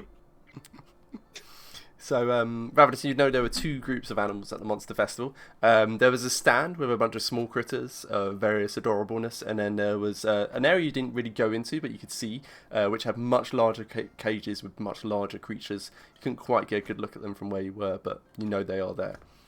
So yeah, you're helming this. What do you want to do? Okay, so I'm gonna give Nanto the. All right, Nanto, we're gonna have to be sneaky about this. Although we're doing the right thing for these animals, these people aren't gonna be very happy about it. So we don't want to get caught. So. But why wouldn't they be happy? We're doing a great service to everyone here. Unfortunately, money means more. Oh, it cut you out for most of that. Oh, unfortunately, money means more to these people than the freedom of these animals. Oh, well, that's terribly disappointing now, isn't it? I agree. So, we can't get caught. So, here's the plan. I'm gonna make us invisible, but we need to be quiet. Quiet, got it. I can be very quiet when I need to. In fact, dare I say I can be the most quiet in the... feel free to cut him off. Yeah, this is what I wanted to... But, Nanto, I know you have mind shielding, but it may be more useful for me to be able to talk to you, in here. I have mind shielding? Oh, why, since when? Oh, what a joyous thing! Oh, a discovery has been made! Well, I've tried to talk to you It's cut you off again. I've tried to speak to you telepathically before, and I've just hit a wall with it. So, I need you to... Oh, do it. Try quick. Try it again. Testing. 1, 2, 3. That's what I said. And I assume you'll try to contact him. He's just going to... Oh, that little tickle is you! Oh, yeah, that's me. Oh, hold on. Sure, let me just patch you on through. Yes. Try again. Testing. 1, 2, 3. Can he respond to you? Yeah. So if I can... I as soon as I link, you can link back, basically. Alright, he'll just be, hello and greetings, welcome to the Mind of Nanto. You've reached a wonderful occasion. Today I'm going to be... Oh, how does this... Do I turn this off? Can I stop? How do I talk? How do I stop this? Can you hear me? I also feel like in the background there's like... happening in the background of his mind as well. He's just not saying anything out loud, but he's constantly like, can you hear me? Wait, is this coming through, please? Is this how it works? Let me try again. Hello! Oh, was that greeting too much? Okay. I'm used to greeting in my own head. I'll interrupt, just like, Nanto, rein in the thoughts. We need to keep this comms open for communication about what's happening right now. You've got it. Okay. So we're gonna make our way. I'm gonna make us invisible. We're gonna make our way over to the cages. I do love being invisible. Being invisible is quite handy when it comes to... Ravenous just goes ahead and makes them. just a little an order. Oh, right. Sneak. So we're now invisible? Yeah. Do I have to roll for anything? Okay. No, you just cast a spell, so it's one of your 2 slots. So yeah, you put your hand. I can't remember. I think it's touch based, but yeah, you put your hands out on both of yourselves, and yeah, it's just this wave of non-sight passes down from top to bottom until you're completely out of sight, and you're ready to carry out your heist. I imagine it'd be real disorientating in reality to be invisible. Like you keep walking into stuff because there's a limit of what your spatial awareness is. Yeah. You'd stub your toe so much. Just thought I'd throw that out there. I don't know. Ravenous is very, it's more Nanto. And in which case, actually, do you know what? Ravenous is gonna get a rope before she turns us invisible, and she's gonna hand hit Nanto one side and say, "This is how we know where each other are. Keep hold of this." And Wait, so you're tying a rope between us? No, just having you hold one end and I hold the other, and that way we know where we are. Would the rope between us be invisible? It's a carried object. Yeah. Carried, right? Yeah. So you're all good. Oh god, so someone trip someone up. I was gonna say someone walks between us. I know, but Ravenous doesn't have the forethought of that. Oh no. So some kids are gonna get decapitated. Yeah. So make a Clothesline a child. make a wisdom check, Ravenous, for the path you pick through the crowd. Let's I'm We're gonna not very clothesline a child. Yeah, pretty much. see if you clothesline someone. Oh. It's a check. Let's go for perception check. Actually, I think that's fine. Oh wait, I did a wisdom No, of that's 18. fine. 18, that works. Yeah, that's yeah. So despite the potentially unwise plan, you execute it with excellent wisdom. So you're just looking around. You can see, sort of feel the rhythms of the crowd, and you can make your way over. Are you going to the small animals or large animals first? I think we will probably go to the small animals because they will be a distraction for then when the larger animals are set loose. Okay, so you make your way over towards the small animal stand, and yeah, there's yeah, you can see there's a baby owlbear there. There's a white-furred ferret. There's a baby displacer beast, which seems to be devouring a rat at this moment. There is a parrot, fully visible, macaw. A pair of lion, a pair of lion cubs, and a white Arctic wolf. I love them. They're so cute. All caged up inside their animals. Yeah, Don't necessarily look unhappy, but it's quite hard to tell.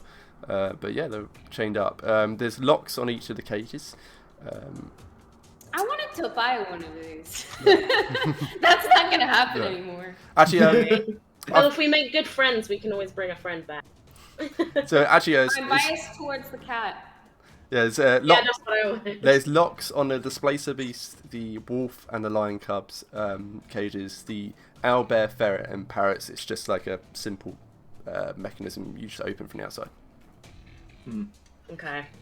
Now, how many of these animals can I fit into my bag of holding? So if the creature's in its bag, in your bag of holding, one No, they the start. idea is because I don't think the owlbear's gonna make it far. They're a bit. Yeah. Owlbear is rather ferocious. It's everything else that you stop afterwards. Hold on. Ravenous might not know that. Yeah. So what would she know about? Well, yeah, it's what would you know about the creatures? But also, I mean, I only know what I see, Yeah. so the only Cute. ones that don't seem to be able to do much is the owlbear's very. It seems like it can't do much. yeah, you would know for certain that the lions are carnivore predators. Like everyone would know that. So probably putting them in a bag with everything else might not work out particularly well. But also, stuff you put in your bag immediately starts suffocating. Okay, I'm not doing that. Yeah. Okay, I'm sorry. But it takes a while for them to die. But yeah, and also they can do no, strength checks to like pop out the bag. So you're probably more going for a release in this scenario. Okay, right. We're just gonna let everything loose. Yeah, I mean, you could potentially get the ferret and take that, but we'll see. I've got art as well for the story in it, but yeah, describe how you're doing this. The idea is gonna have Nanto create distraction with his what's it you have? Not thaumaturgy. What's the one that does? Prestidigitation. There you go. So I'm gonna get you to use that some distractions while I pick some locks. And potentially speak to the animals and ask them about, not killing each other when we release them. Have a nice whispering conversation. Would you mind not killing each other? That would be just fantastic for us, For the sake of expediency, we'll say that Nanto cast Speak with Animals before you cast Invisibility, because otherwise it would cancel that spell. But yeah, so that's active. So you make your way over, you're weaving your way through the crowd, no problem. The rope doesn't clothesline any kids. This is who's manning the stall, Farben. But he's called his gnome. He seems to have a brightly glowing gem that he carries around with him. It cuts quite a striking figure, you could say, sort of troll hairstyle, like the top. You probably don't have Weetos in America. Anyway, it doesn't matter. So you make your way over, and you, communicating to Nanto, you want him to set off some distractions. Mhm. So what distractions are you going for? So, basically, just to confirm, you'd like him to just make noises and lights other places. Effectively, yes. Anything that's not by us. Question: I can't do that without breaking invisibility, can I? If you use an action to cast a spell, it's invisibility over. But you don't necessarily need to be invisible for this operation. We'll see. Hmm. Otherwise, you do noises without Unless- using magic. Well, Well, the my- rope is a problem. Because I will be visible, True. and then would part of the rope be visible? No, it's still carried by her, so the rope would be invisible. Yeah, Oh What my if- you're God. good on that What front. if we started by talking? If I get Nanto to speak to all the animals, so that we at least have some kind of idea. They know what's going on effectively, or we can be like, Yeah. look, you know, we're gonna let you go. So get out quick, kind of I mean, thing. you could even tell him, get into my bag, hold your breath, because it takes a while to suffocate, and then I'll release you soon. You can see how that works out. Or you can tell him to just run away. I mean, the parrot can certainly fly away. Yeah. What are you doing? Can I just mention one more note? Yeah? Given that we just established the rope would be invisible even if Tanto runs about. As he runs, he can trip the whole carnival. Oh my god. Or we run into one guy who's really big and strong, and Okay. we just What's slap happening? into each other. What do you guys actually do? Yeah, so... It's alright. No, that's So yeah, alright. Nanto's Let's go gonna. with the original plan. Let's go with distraction. Okay, cool. Plans be damned! I'm going to run out and I'm going to cast Prestidigitation. Do it. Awesome. I was told to make a distraction. I am going to make a distraction. Okay. I am going to run out. Well, I mean, it doesn't matter. Nobody can see me until I use this, but run around and I'm going to start blasting fireworks into the sky. I'm Nice. just saying, Happy Monster Festival! Happy Monster Festival! And a Monster Festival to you! And just... Happy Monster Festival. I'm just gonna be just sending these rockets into the sky. Okay, and in the meantime, so Ravenous is gonna have to, and say, "Don't worry, I'll keep an eye on you. Don't worry about me. Keep the distraction going." And All right, I will keep it going, and I will keep on celebrating. And all I can do is hear in the background Nanto singing in my head. Yep. So... It's the theme song for the breakout. Yeah, So, are you starting to pick the locks, Ravenous? yeah. I'm gonna start picking locks. I'm gonna go for the bigger beasts first, and then make my way down. Okay, so the biggest one will be the wolf. Cool. Let's. And he looks so sad. I It know. does look very sad. So let's have a... Just give me a sleight of hand check. That's basically the same as Thieves' Tools because you have proficiency. Sorry, it's in the other window. Skills. There we go. Yeah, because you're on your phone. It's Yeah, bit it's a lot tricky, harder. 18. 18, pretty good. So yeah, you take out your lockpicks, and again, you're invisible. I think it's only if you do an attack or cast a spell that you lose your invisibility, so you can just keep Yeah. lockpicking invisibly, which is great. Mhm. So yeah, you just takes a few moments work. The lock clicks open. It's after about a second, if that. The general hubbub of the monster festival around you, especially of Nanto's distraction, you can see that the stall worker Fireben is just like looking over him, and just like listen.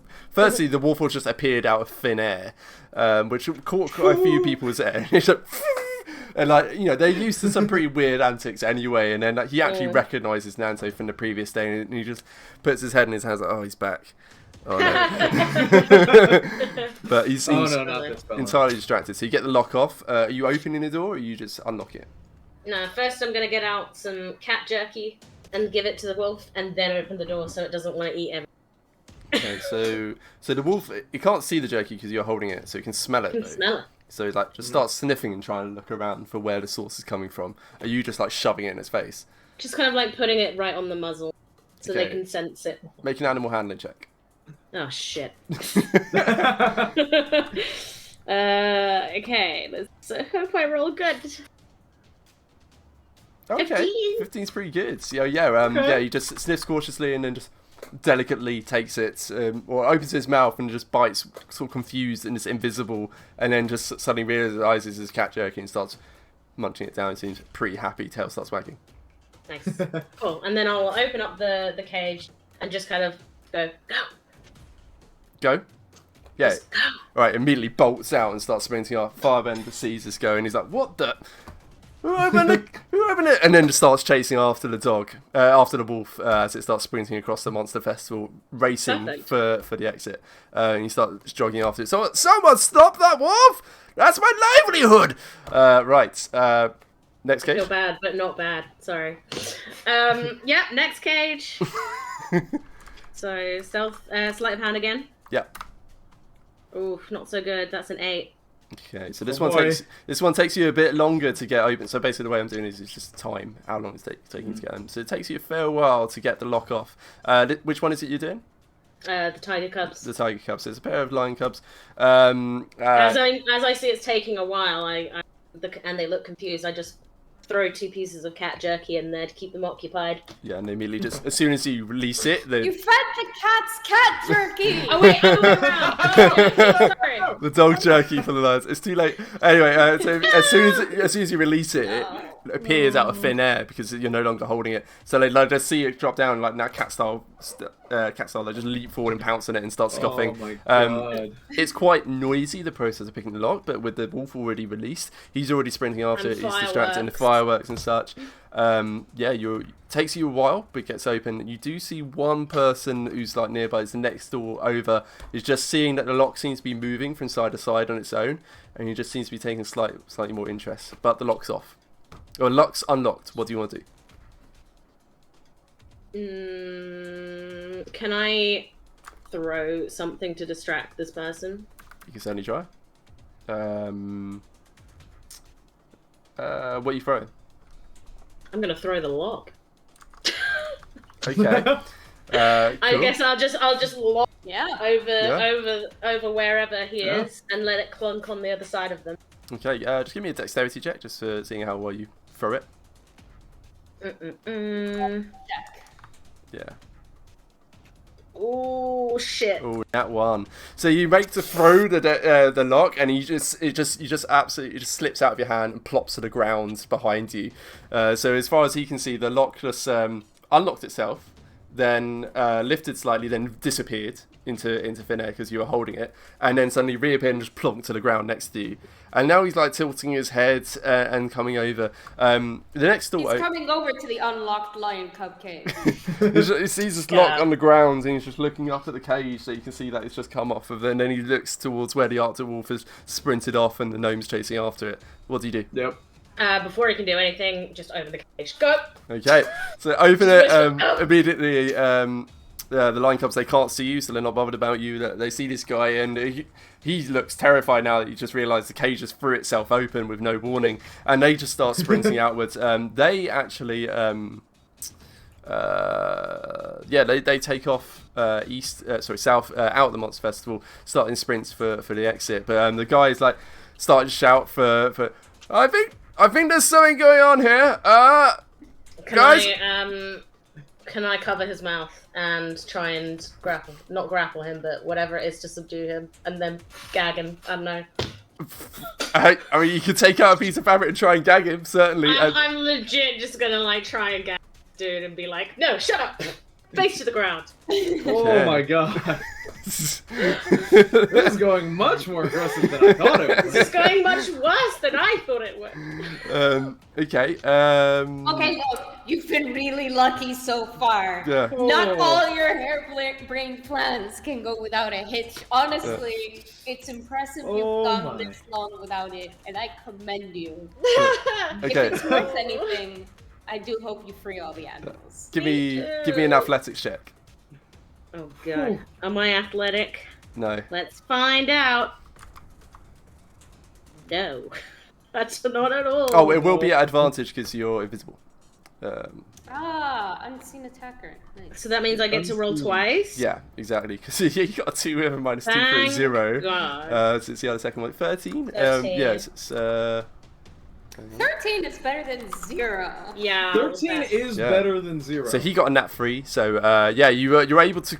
Literally doesn't see it coming, and suddenly there's fabrics just wrapping around his mouth, and he's just thrown to the ground as you basically pounce on him with this fabric in hand and just throw it around him. He's struggling, kicking, but he's currently on the ground with you on top of him with fabric in his mouth. I'm actually imagining it very violent, like she's wiring someone's throat, except it's fabric to the mouth. Yeah. There's a few more people looking over now as this person seems to have suddenly just flopped onto his back, and now there's fabric being aggressively stuffed into his mouth. I make Oh my God. I make Could a aggressively jostling like connecting to Nanto. Nanto, I need more distractions. That's what I was gonna say. Bigger, Can bigger. I try and make larger distractions? You can certainly try. What have you got? So, as far as a larger distraction, Boom! I don't have a lot else in the way of distractions. The only thing I have is, could I use Cloud of Daggers, but as a swarm of killer bees? To where? I think Fireball would have been more merciful. On what? Where? I don't want to use it on people. I would like to use it like above the crowds and be like, "Oh no, a swarm of killer bees! Everybody run!" Yeah. That's Sure. mayhem, discord. Yeah, I'll allow it. Yes. Yeah. So I love watching nature. It's just like just hand in hands, like what's happening? do. Give me a deception check, Nanto. A deception check. Yeah. Oh, It's just to see how well you, or performance actually, either could or. be a performance. I mean, I will also take performance. I mean, I'll take. I think. Oh, do I want deception or performance? There's no difference. Yeah. You're not proficient in either. It's, yeah. It's, I'm not a proficient in either. However, I would. I think in this case, he usually doesn't. I think I actually would be trying to deceive people. Mm. 10. Okay, so yeah, as a couple of the people who are looking over towards the strange sight of Ravenous, like, pouncing on the sky, like look up and then like look at you, and there's a few eyes now looking up, and most eyes looking at the Arctic wolf running off, and now the pair of lion cubs that are sprinting off in other directions. But there is at least one person now who's just starting to walk over towards Ravenous, on top of this guy, restraining him. What do you do, Ravenous? You got Am one I locked cage able- left. And then three ones that you can just bap. I will go for the final lock. Okay. Give me a Thieves' Tools check. So sleight of hand check, basically. I keep getting like Is a Ravenous message. still invisible? Yeah, Um, it should be. No? I'll allow it. It's kind of an attack action to grapple someone like that, but for the sake of story, we'll do it. That's why I was asking. Yeah. Uh-oh. That's 11 on the last one. Okay, so yeah, you launch yourself off this guy, and he like immediately starts pulling a hand and ripping it off the fabric you stuffed into his mouth, and starts yelling, "There's something going on here! I really don't know what's going on, but something just attacked me!" Yeah, some of the eyes that have been distracted are starting to look back your way. It's about the time that it takes you to get the lock off is enough time for people to start circling in towards you. There's about 4 of them now coming your way, around you. They're cautious, they don't see you, but they can see, they don't see the lock moving around because you rolled above a 10, so that's alright. But you get the lock off. This is the displacer cat. Alright, cat's just getting out. No, sorry, no jerky for you. You already had your meal. We're opening Sorry, no up. jerky. So immediately it just winks out of sight, and it's just invisible. I was Nice. gonna buy that. Nice. Makes you ask why I didn't do that before, but Well, because where was it gonna go? Yeah, it's stuck in a cage. It didn't teleport, it just went invisible. People crowding you around, you got time probably to go I'm gonna probably, I'm just gonna flap open all the last and just make a swift exit as quick as possible to the large so edges. blap, get them all open. Nanto, you can see there's people crowding in towards her as she's doing this, but you can see all of the locks have come off now, so it's just the cage doors being closed. I'm gonna be impressed if Ravenous doesn't go to jail. I'm gonna be impressed if she doesn't go to jail. So you can see all the locks are open, but she's just like, she hasn't quite got enough time to get the actual cage doors open before people are going to arrive at her. What do you do? Oh wait, I don't have enough time. Oh, sorry, no. Yeah. You're running out of time. Well, this is. Ooh. I'm trying to think what else I could possibly do. Do you know? Do you even have thaumaturgy? I don't have thaumaturgy now. No. Just me. Yeah. So I mean, Ravenous would be able to swing all the doors open, but that would get rid of her invisibility. Ooh. Oh man, so all the stuff I could do is terribly obvious now. Oh, I'm really sad the killer bees didn't work. Yeah, Yeah. I thought it was gonna be so good. Yeah, so overhead is just like these angry bees just flying overhead and just flying through the air. But yeah, Could I bring them down intimidatingly closer to everyone to try again? I mean, you can recast the new one. Yeah, certainly. Because so- I think I'll. Oh, I don't have this second spell slot, but I do have a third, so I could upcast it. Yeah, absolutely. Upcast killer bees. Yeah, Let's and hope we don't get in a fight Now, today. now they're killer hornets, not killer bees. I'm assuming today is leisure day. it's Yeah. a couple of these days. You haven't got anything planned, at least. Nope. So So yeah, I will descend another thicker cloud of killer bees Okay. down. Oh no, they're water deep bees. Oh, even more terrifying. give me a deception check with advantage because it's gotten closer to them. It's worrying. I mean, 12. It's I not don't great. care who you are. If there's killer bees coming towards you, like, Yeah, so it's all of them look back and see these killer bees and then just like freeze as they're like approaching the cages. It's like what is happening? And immediately start scattering to try and get out of the way because they seem to be generally approaching. Only a couple of them seem to really buy what Nanto's saying, but certainly they seem to be panicked by the bees approaching. It buys Ravenous just enough time to just pull open those cage doors, and yeah, the parrot immediately just sails off into the sky, gone. The owlbear just starts scampering forwards, and it's just chaos now in the monster festival because there's all these critters running around. because now it's a monster festival. Yeah, the monsters are out. Now it's a monster festival. The ferret initially skitters out and looks around, sees all the chaos, and starts trying to back into the cage. All right, I'm grabbing it and shoving it in the bag. Okay, I'm sorry, ferret, but you're going in the bag. animal handling check. Shit. I mean poop. That's right. This is to see if you get bitten. I'll fight through. 20. Nat 20 on your animal handling Nice. check. So yeah, you just scoop it up perfectly, and it's a bit scary, but you just give it one singular head bat, and it's just like trust this invisible force that scooped it up, stuff it into your bag of holding. It's there for now. We'll see how long it's willing to stay in there while it's suffocating. Right. The people around you are distracted for now. I assume you're going to try and make a beeline for elsewhere. Yeah. Beeline. What's the domain look like? Is it like a posted tent? Can I like dive through something to get out and barrel roll out? Sorry, let me just get up the Monster Festival. Doodah. We may potentially want to resume Split this this. Yeah. next time. Yeah. Yeah, I just want to wrap up your escape here, and then we'll Okay. think about the next bit. So where you are is let me just add a circle on the map. Oh, in fact, that's where Nanto is. You are here. In fact, where there is a bunch of like cage doors, and there's a larger owlbear who's been interestedly watching all the things going by, but he seems very passive, and you can see his eyes actually seem quite glazed.